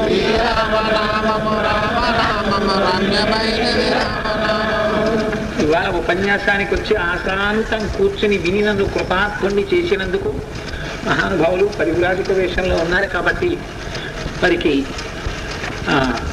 త్రినాథ గురుస్వామీజీ వారి యొక్క పాదార విందములకు సాంజలి బంధకంగా శిరసు దాటించి మరొక్కసారి నమస్కరిస్తూ శ్రీ ఉమామహేశ్వర పరబ్రహ్మ నమస్తు స్వస్తి.